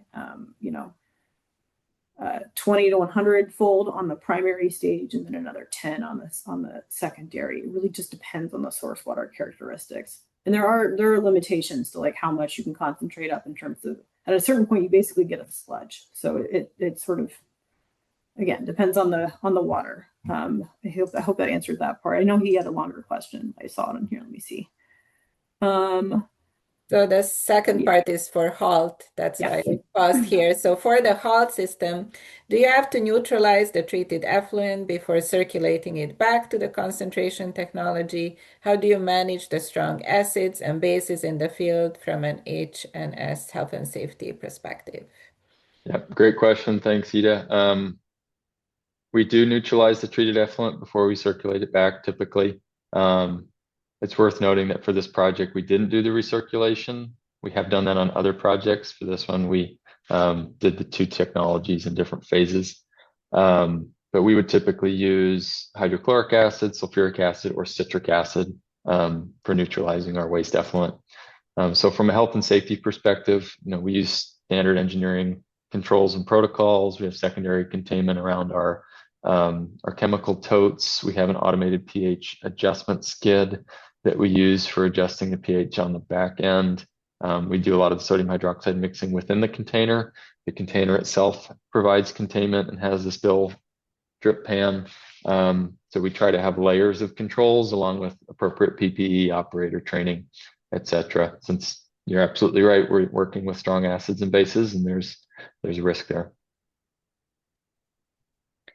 So our next question is from Clinton. How do you handle the takedown and maintenance of equipment with the high concentration of PFAS buildup in the system over time in the HALT system and the foam fractionation? Is there a hazard mitigation process you can speak to? Automation always needs maintenance in some levels.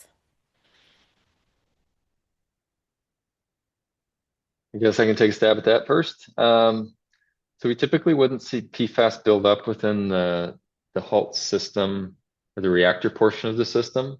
You may see some build up on the influent side of the system. You know, we assume that PFAS are going to partition to surfaces, which they like to do, and you have a high concentration influent, then holding tanks and tubing upstream of the reactor could absolutely have PFAS build up, I would say, to a point. But I would say this is one of our reasons why we're so focused on mass destruction, right? It's very, very hard to clean PFAS off of tubing and tanks. Anybody who works in fire truck cleaning can tell you that. We're focused on any PFAS that's going through the reactor. We want to destroy as effectively as possible. And that also motivates us to recirculate the HALT effluent, so we don't have to worry about treating to very, very, very low concentrations. We can focus on mass reduction.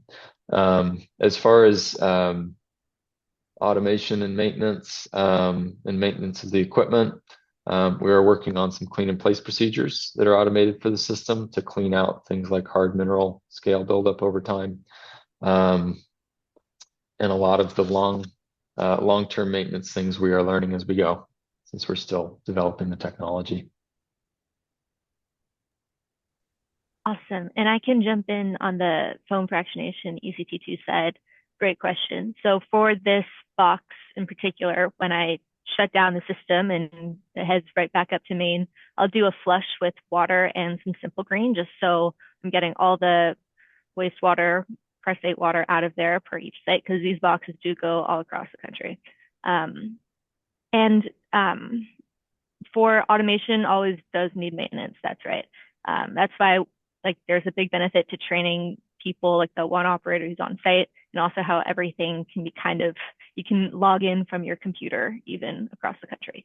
So for a full scale system, in theory, if we hand off to our customer, we'll probably keep tabs on it and be available for questions, making sure everything's still running and tanks are high. That's where technology is so great that you can VPN and get into there from wherever. I'm trying to see if there's more to that.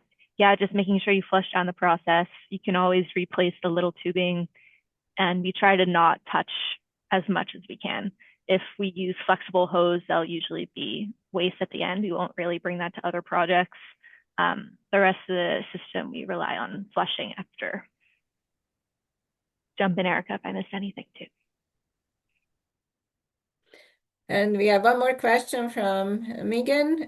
With the concentration of PFAS on site, have you encountered any issues with Washington State dangerous waste codes for HOCs or persistent waste? Or are your concentrations below the level that triggers that waste handling code? I'm thinking about the regulations, restrictions for on-site treatment of dangerous waste.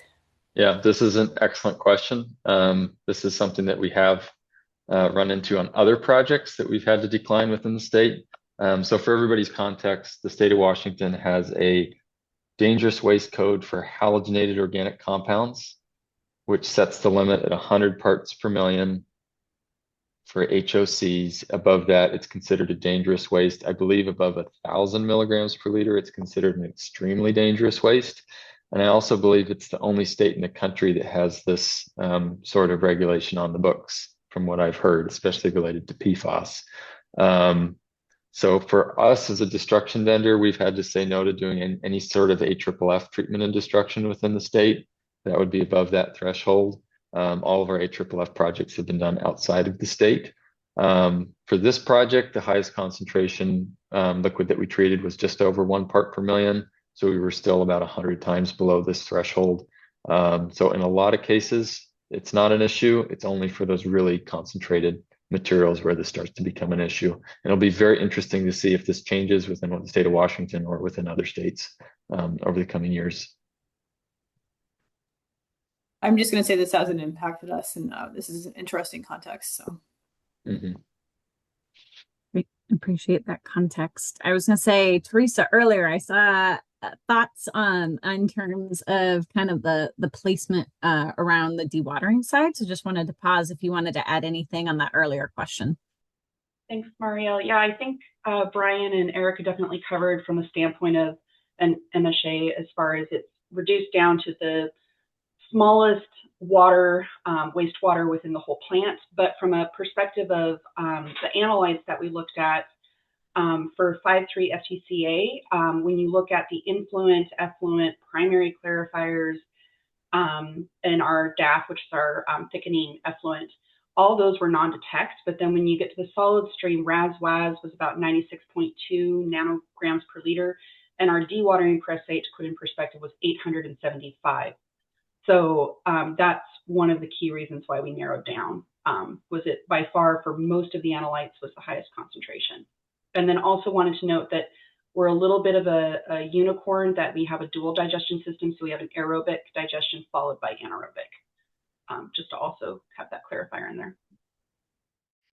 there. Thanks, Marian. So good morning, all. I'm Ansafi Karim. I'm currently working as a postdoc at University of Washington Tacoma. I worked on this project to do the fundamental research on the hydrothermal alkaline treatment. So my work is mostly focused on the hydrothermal alkaline treatment, the HALT system under milder conditions. So Brian and Erica has already talked a lot about PFAS. So I'll directly go into HALT system. So HALT is an advanced thermochemical process. So it uses high temperatures, pressure, and high alkaline conditions for the degradation and defluorination of PFAS compounds. So typically, these HALT systems are effective in treating a wide range of concentrated matrices, which includes industrial wastewater, aqueous filling forms, groundwater, and even PFAS-laden solids. So the technology is very efficient for the complete defluorination of compounds, and especially the continuous flow systems are energy efficient, and they rapidly degrade long, short, and ultra short chain PFAS compounds.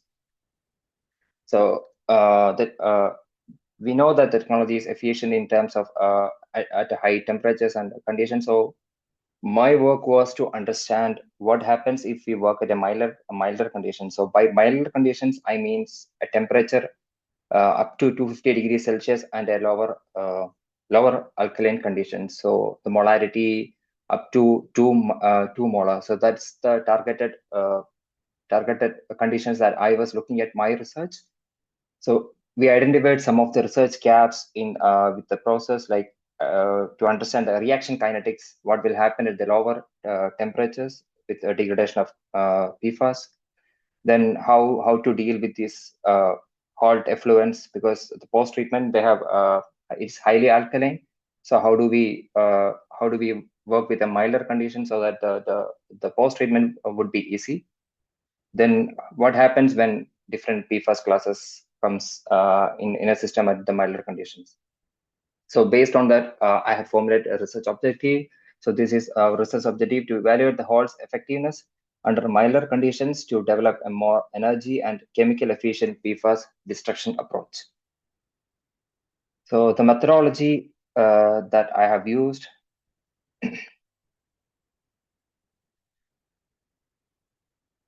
So we've used a high pressure temperature power reactor for the experiments. So this is a high pressure temperature power reactor with a volume of 300 milliliters. So this was purchased, and the experiments were conducted in lab scale. And the working volume that we use for the degradation studies are at 240 mils. So for a typical experimental run, 240 mils of sample at desired alkaline conditions were prepared and spiked with our model PFAS pollutants.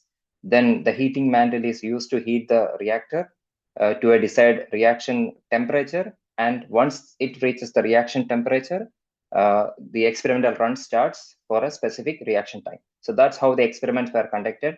All the experiments were conducted in deionized water and with adding the pollutants. And experiments were conducted in duplicates, and the initial and the final concentrations of the sample of the pollutant were identified using the EPA 1633 method. So coming to my pollutants, for my studies, for these studies we deal with the 62FTS and 62FTS and 53FTC were selected as the model pollutants. So why these two pollutants because they were found in higher concentrations during the initial sampling done at the dewatering sludge and dewatering filtrate at the wastewater treatment plant. And these two are fluorotelomere compounds with different functional groups. So because of which we started with these two compounds to establish the degradation at milder conditions and see what happens with other compounds. So that was the initial plan to select these specific fluorotelomere compounds for the studies. And in this study, we were looking at the temperature and sodium hydroxide dosage. Those two factors were mostly considered for the studies and how they affect the degradation. And the temperature we were dealing were from 175 degrees Celsius to 250 degrees Celsius. And the sodium hydroxide dosage, we started with a high molarity of 2 molar initially, but later we understood that we are getting better degradation, so we came up to 0.05 molar conditions. So the initial PFAS concentrations were 50 micrograms per liter. So each compound was spiked into the solution with at these concentrations, and the samples were analyzed during the using the EPA 1633 method. So coming to my experimental results. So first, the experiments were started with a condition of the highest intended temperature and pressure that we were planning to study. That was 250 degrees Celsius and 2 molar NaOH, where we started with 6 FTS as the model pollutant. So initial studies, we try to understand what happens at different reaction time. What is a degradation? What would be the degradation would happen at this condition? So from these studies, we found that the 6 FTS degraded rapidly at 250 degrees Celsius in the presence of 2 molar NaOH concentrations, and there was negligible difference between the reaction times between the 50 and 60 minutes. So we observed a rapid breakdown at these high concentrations. So here I'm showing the degradation. By degradation, I mean the disappearance of the parent compound in the final effluent. So that's where we found that at all these reaction times, we are getting more than 99% degradation. So based on this study, we understood that at this temperature, we are getting high degradation. So we try to understand what will happen if we vary the temperature to a temperature at different. We try to understand what happens at different temperatures. So then extended the study to 4 different temperatures. The molarity remains the same as 2 molar NaOH, and we found even at these conditions at 175 degrees Celsius, we are getting higher degradation. So these two studies conclude that this under this stronger alkaline condition, we are getting very high degradation, and temperature at this point is insignificant under this alkaline condition. So that's what we understood from these two baseline studies.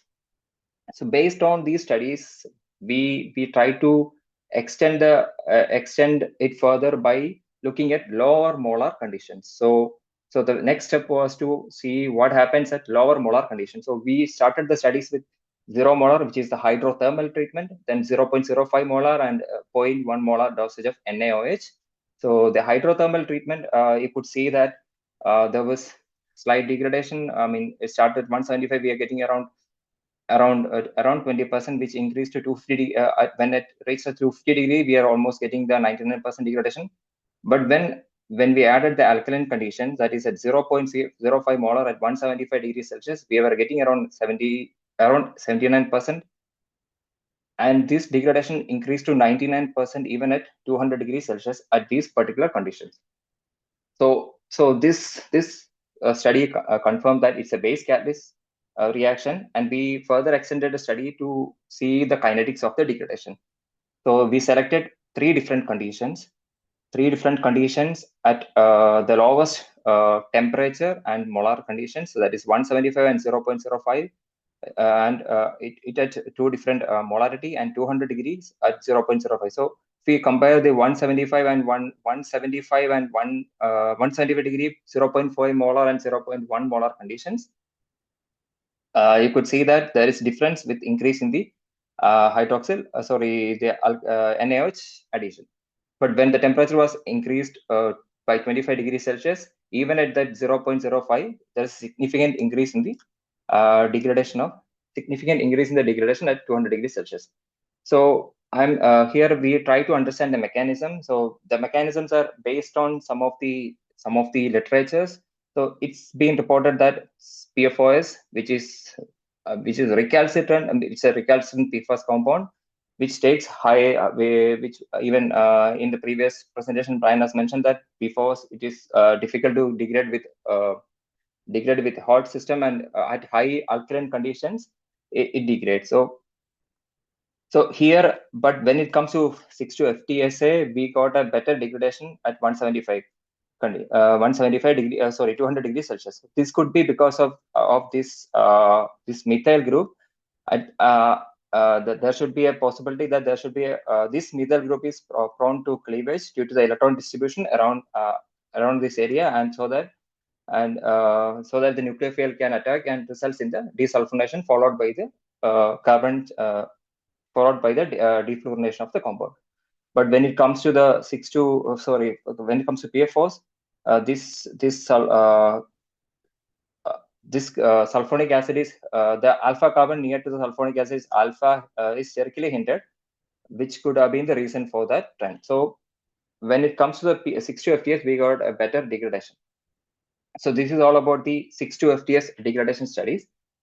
Now we try to extend the study to 5,3 FTCA, and with studies are focused on only the low molar conditions at different temperature. So here, when the compound was changed, and it's a compound with different functional group. Here that we got a different trend with the degradation. So initially at 0 molar conditions, with increase in temperature, the degradation also increased. So it confirms that it's a thermally driven process for the degradation of 5,3 FTCA. And again, with increase in temperature and molarity, if you look at the increase in molarity, the process also enhanced. So we need to have a moderate concentration of alkaline conditions to enable the nucleophilic attack for the degradation of PFAS compounds. Then, so again, similar to the 6,2 FTS studies, we try to understand the kinetics of 5,3 FTCA degradation. So 2 different conditions were taken. That's the 3 different conditions were chosen, and one with the 225 degrees Celsius at 0.05 molar and 0.1 molar. And if you compare the 225 with different molarity, with increase in the molarity at the same temperature, the degradation rate also increased. But if you compare the temperature and temperature at same molar conditions, with a 25 degrees Celsius increase, the degradation increase at a rapid rate. So it means that from this study we could conclude that the degradation rate varied with rise in temperature, and especially in the case of 5,3 FTCA. So coming to the mechanism of the possible mechanism that would have happened here. So it is studied that the PFCAs, the carboxylic groups, especially the PFOA, they degrades at these particular. It is been reported that at 250 degrees Celsius, the PFCAs degrades best with the HALT systems. But in this study, when we reduce the temperature to 175 degrees Celsius, we didn't get that much of degradation, and possibly this could be the reason. So the CC bond near the carboxylic acid in the 5,3 FTCA could decrease the electron density due to the electron withdrawing effect, and which make it less prone to the nucleophilic attack when compared to the PFOA. So that could be the possible reason. We are currently doing the non-target analysis of some of the degradation some of the degradation studies to understand the degradation byproducts that are formed during the study. So based on understanding those degradation byproducts, we will be able to predict the degradation pathway as well as the mechanism, and also we could see if at this milder condition whether we are getting a complete defluorination or some other stable byproducts are formed which is not, of course, which is not detected by the 1633 method. So we are trying to understand if some compounds are formed during the study, so that we could study further at these low temperature alkaline conditions.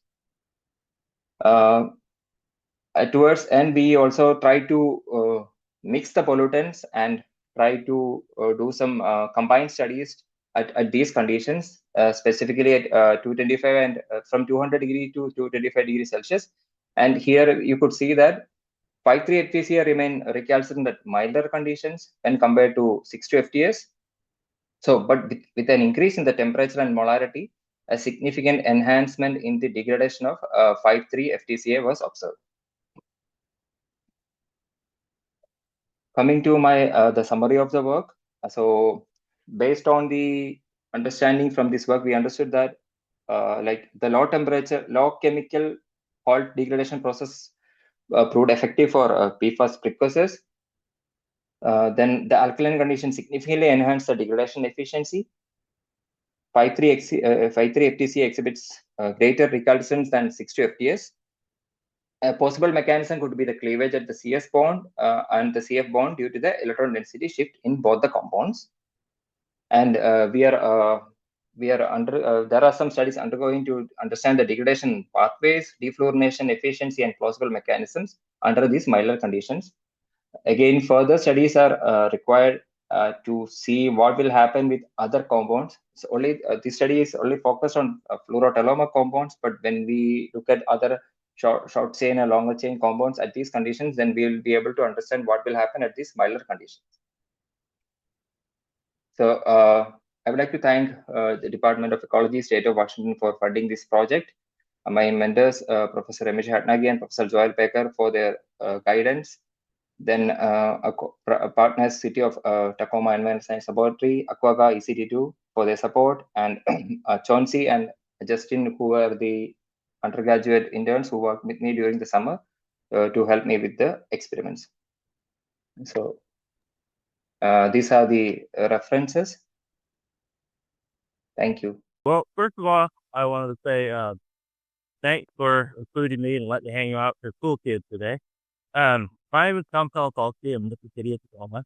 I've been analyzing PFAS since the method was still in draft mode. So it's been a few years. I've experienced a few things along the way. And I want to share that with you today. So let's see what's on the agenda. Well, we're going to talk about share and compare a couple methods that we use that can be used to analyze PFAS in these sort of samples. I'm going to introduce you to the sample or the instrument that I use to analyze PFAS. So not just introduce it, I'm also going to show you, explain the way, how it's used, the journey that the sample goes through as it's going through the sample and how we acquire the information that we use from it. Believe it or not, there's a lot of science and math that are involved in determining the data. So I'm trying to give you a little lesson on how this method uses the information to figure out the concentrations that we come up with. And like I said, I've been experienced a little bit with PFAS for the last couple of years, and I've seen some things, I've experienced some things, and I looked at a bunch of samples of all different kinds, ran into some challenges, and can explain and share with you how we got through it. And if that wasn't enough, at the end, if we'll still complexly fire it away, and we'll try to answer the questions we can. So, without further ado, let's rock and roll. So when you're looking at vectors, there are two different methods that are used to analyze PFAS in such non-drinking water, groundwater, surface water, and wastewater samples. Now, of course, there's the world-renowned method 1633, a little bit later, and its lesser-known sibling method 8227. Now, 8227 is a good method, and it measures about 24 of the target compounds, but it is known as what we call in the biz as the dilute and shoot. Now, what this means is that there are minimal prep that is done, and this method can be used to analyze samples, but it kind of gives what we call a look-see into it. So it's going to find A, if there's PFAS in the sample, and B, if there is PFAS, is it a lot or is it a little? But there's not that much CC that goes along with it. So tend to not need this in areas that we have to during projects such as these projects that we're talking today, where the data.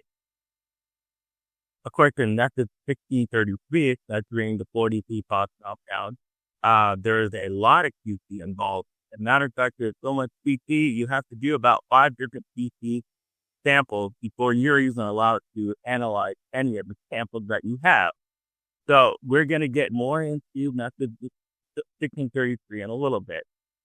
But for now, I would like to introduce you to a little friend of mine. This is the admin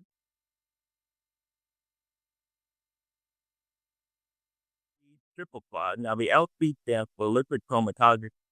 So, in some of the other instruments that are found in other organic analysis labs, they're called the GCs, which is like a gaseous chromatography. So, instead of gas being used as a carrier or a way to disperse the compounds into a column, we are using liquid in the form of 3 different mobile phases.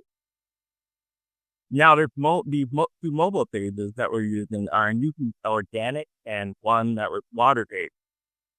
For the organic one in this analysis, acetonitrile, and the water-based is water with about 5% acetonitrile and 2 millimolars of ammonium acetate. Just a side note, that ammonium acetate is used as a buffer, so it stabilizes the pH as it evaporates through the instrument. So the triple quad is a very sensitive instrument. It is able to detect specific ions in the form of what are called MRM transitions. Now, MRM, multiple reaction monitoring transitions, are used in this case. And as the example, as they're 499 to 80, just a side thing, if you know what 499, 80 MRM transitions, put it in the chat, and we'll just choose this right, and you got it first. Anyhow, the 2 numbers between what an MRM transition is. The first number, the 499, is actually what's called the precursor ion. And this is found in the first quadrupole of the triple quad. The second one, well, actually the 499, so the precursor ion is where the GCMF, the single quad, stops, because that's what it's going to find, and that's what it kind of needs to identify what it's looking for. But the triple quad takes another step further. It fragments the precursor ion and forms what's called a product ion. Now, these 2 numbers together kind of serve as like a barcode of the way to identify certain compounds. This sensitivity has its pros and has its cons, and some of the pros, obviously, you can find specific ions, so that's a nice thing.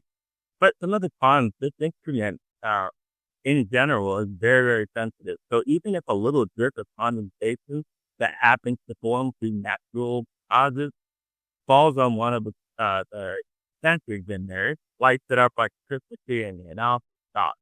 So you take the good with the bad. So we were talking about mobile phase. Well, the way this instrument works is doing what's called a gradient illusion. And so as you see with the graphic up there on the top left, you can see the 2 solvents that are involved, both the acetonitrile and the buffered water. Right next to it, you can see there's time lineup going on. And you also see the A and the B with the percentages down. So as the time goes, you notice that these numbers change. So at the 0.00 at the beginning, you're looking at about 98% of the water, the 2% of the acetonitrile. Well, as time goes, roughly when it gets to the 10-minute mark, you're looking at an environment that the sample is being interrogated.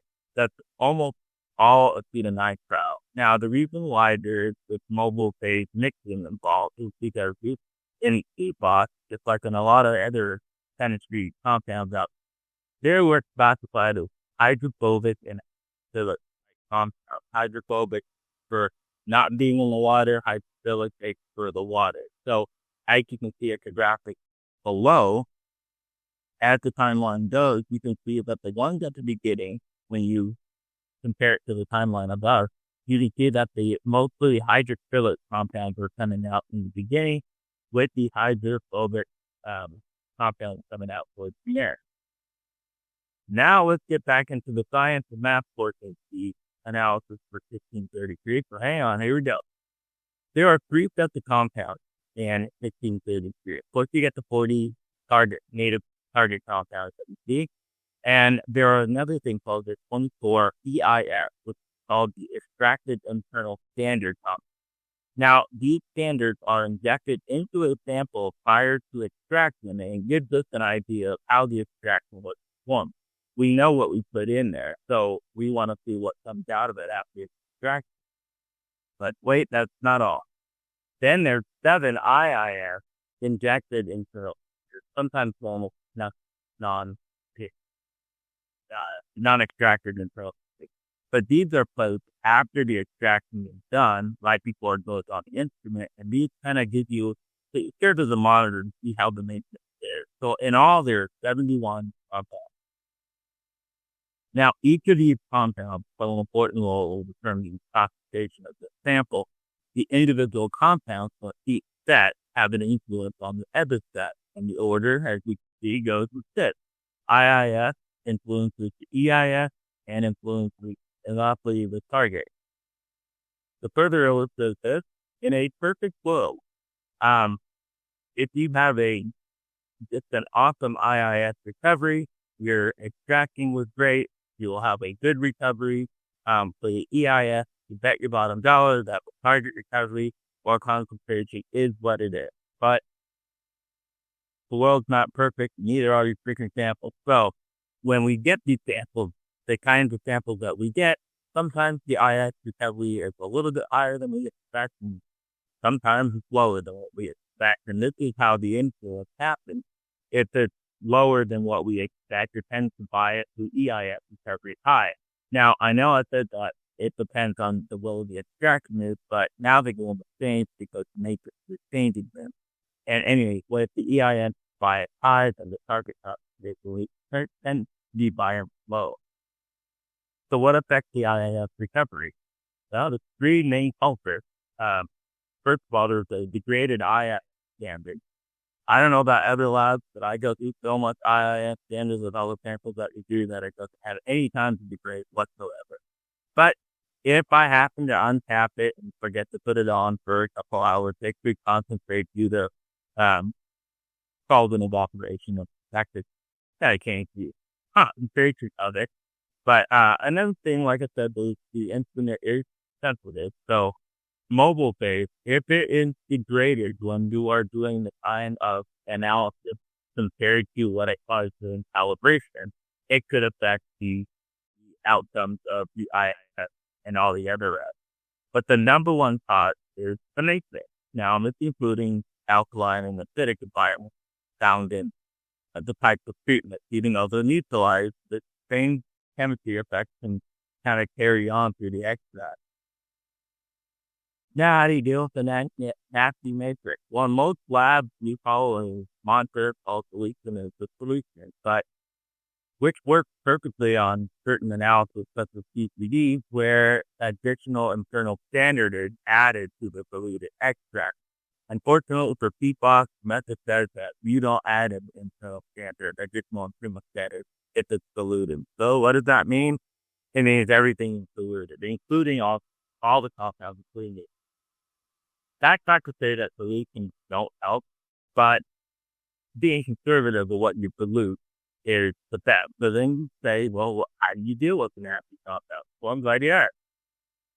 In a year, we get a lot of treatment plant samples, plus a lot of projects, samples from different projects like we talked about earlier today.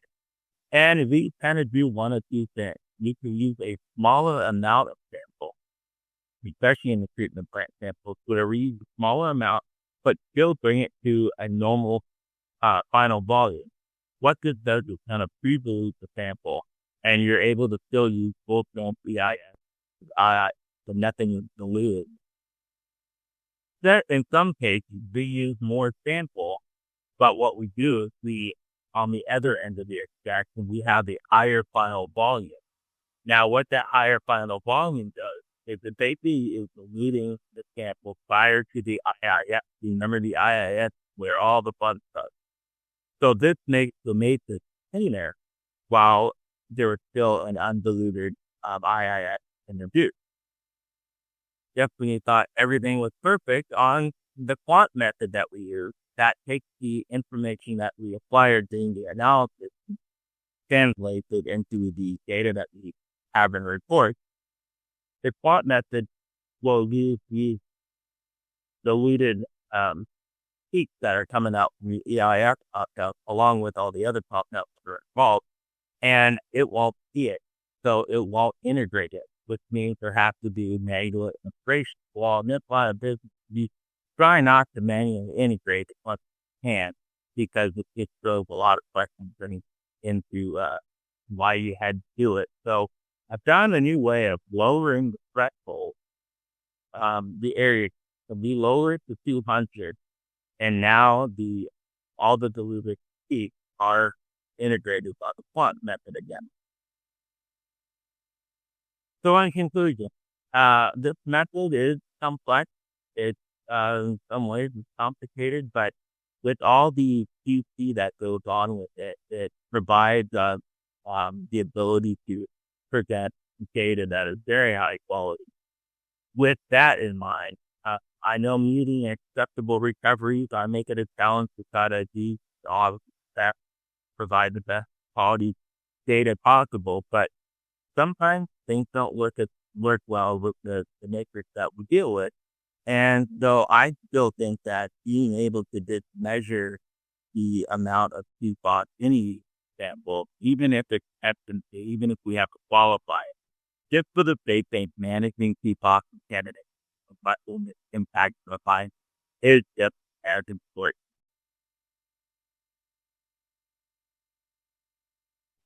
Awesome. Thank you, Tom. I appreciate your persistence in getting to this point with the monitoring and all of the creativity of refining those lessons learned, your humor in it, and also the perspective on how this fits into thinking about management more broadly. So thank you for that. Again, welcome folks to raise your hands if they have questions for either Tom or Ansoff to start, or drop it into the chat. And again, if you have questions from earlier that have been percolating as you've been digesting all of this, feel free to drop those in as well.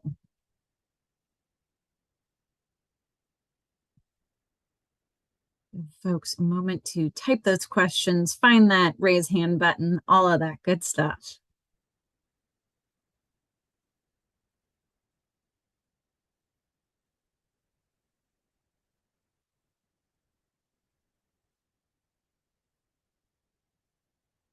Yeah, Joel, go for it. Just while other people are waiting to think of questions, Tom, I wonder if you could say a little bit more about the effort that the City of Tacoma Labs did to set up the analysis to be able to do that new method. Like, what did you have to do in terms of instrument procurement? How careful do you have to be about cross-contamination? Just brag a little bit more about the good work that you've done. Oh, of course. So in the beginning, just to set this up, so we were going to acquire a LP triple quad. Never ran one of these instruments in my life. And there's this new method coming out called 1633 PFAS, and they told me try to figure out how to analyze this on this instrument. First question I had was, how do you turn this thing on? But as the time goes on, you figured out. I have to say, Dr. Joyce from UW, she gave me a crash course on how to do PFAS because she was analyzing PFAS before it was even cool. And so she gave me like 2-3 days that we were staying down and we worked together, and she taught me a ton. And so I took what I learned and I ran with it, got to know the instrument, had some help from Ashley, of course, and just kind of took it from there. Now, this method was developing still as we were learning. So we kind of had a roll with the punches. In the beginning, there wasn't as many CC samples as standards that we had to figure out. But as it went, you got to implement this, you got to implement this. So we just kept going with it. Years of experience just try to, it taught me that, what to look for even before things happen. So I knew that if I were to change the mobile phase, or if we had to all of a sudden auto, I knew I was going to have to recalibrate. There are many, many times that we have to recalibrate. One thing that is pulled up is that it the samples are kind of placed instead of on top of a warm instrument, they're placed in a refrigerated area. So it's nice because you're not worried about samples, being posted and concentrating. So it's great. I mean, it's been a great combo. It's been a lot of learning, but it's been a fun experience. Okay, thanks, Tom.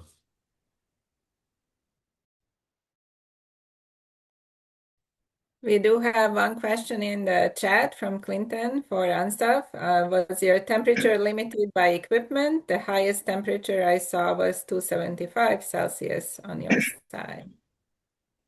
Yeah, thanks for the question. So no, the reactor that I was dealing, it can go up to 300 degrees safely. So even though the manufacturer suggests up to 350 is possible, but for the safer side, 300 degree was the maximum that suggested.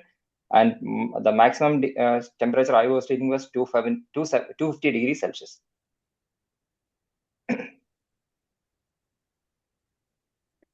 So I will add that our interest was actually to go lower, and we even plan to test lower temperatures than what ANSAF did so far.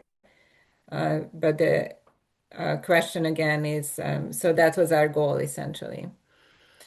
Any other questions from our audience for either Tom or Ansaf?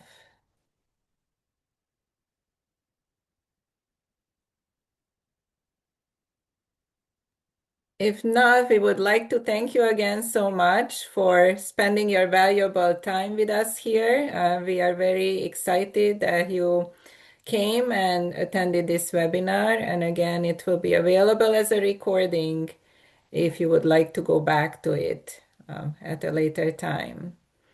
Have a wonderful day, and thank you to all our presenters as well.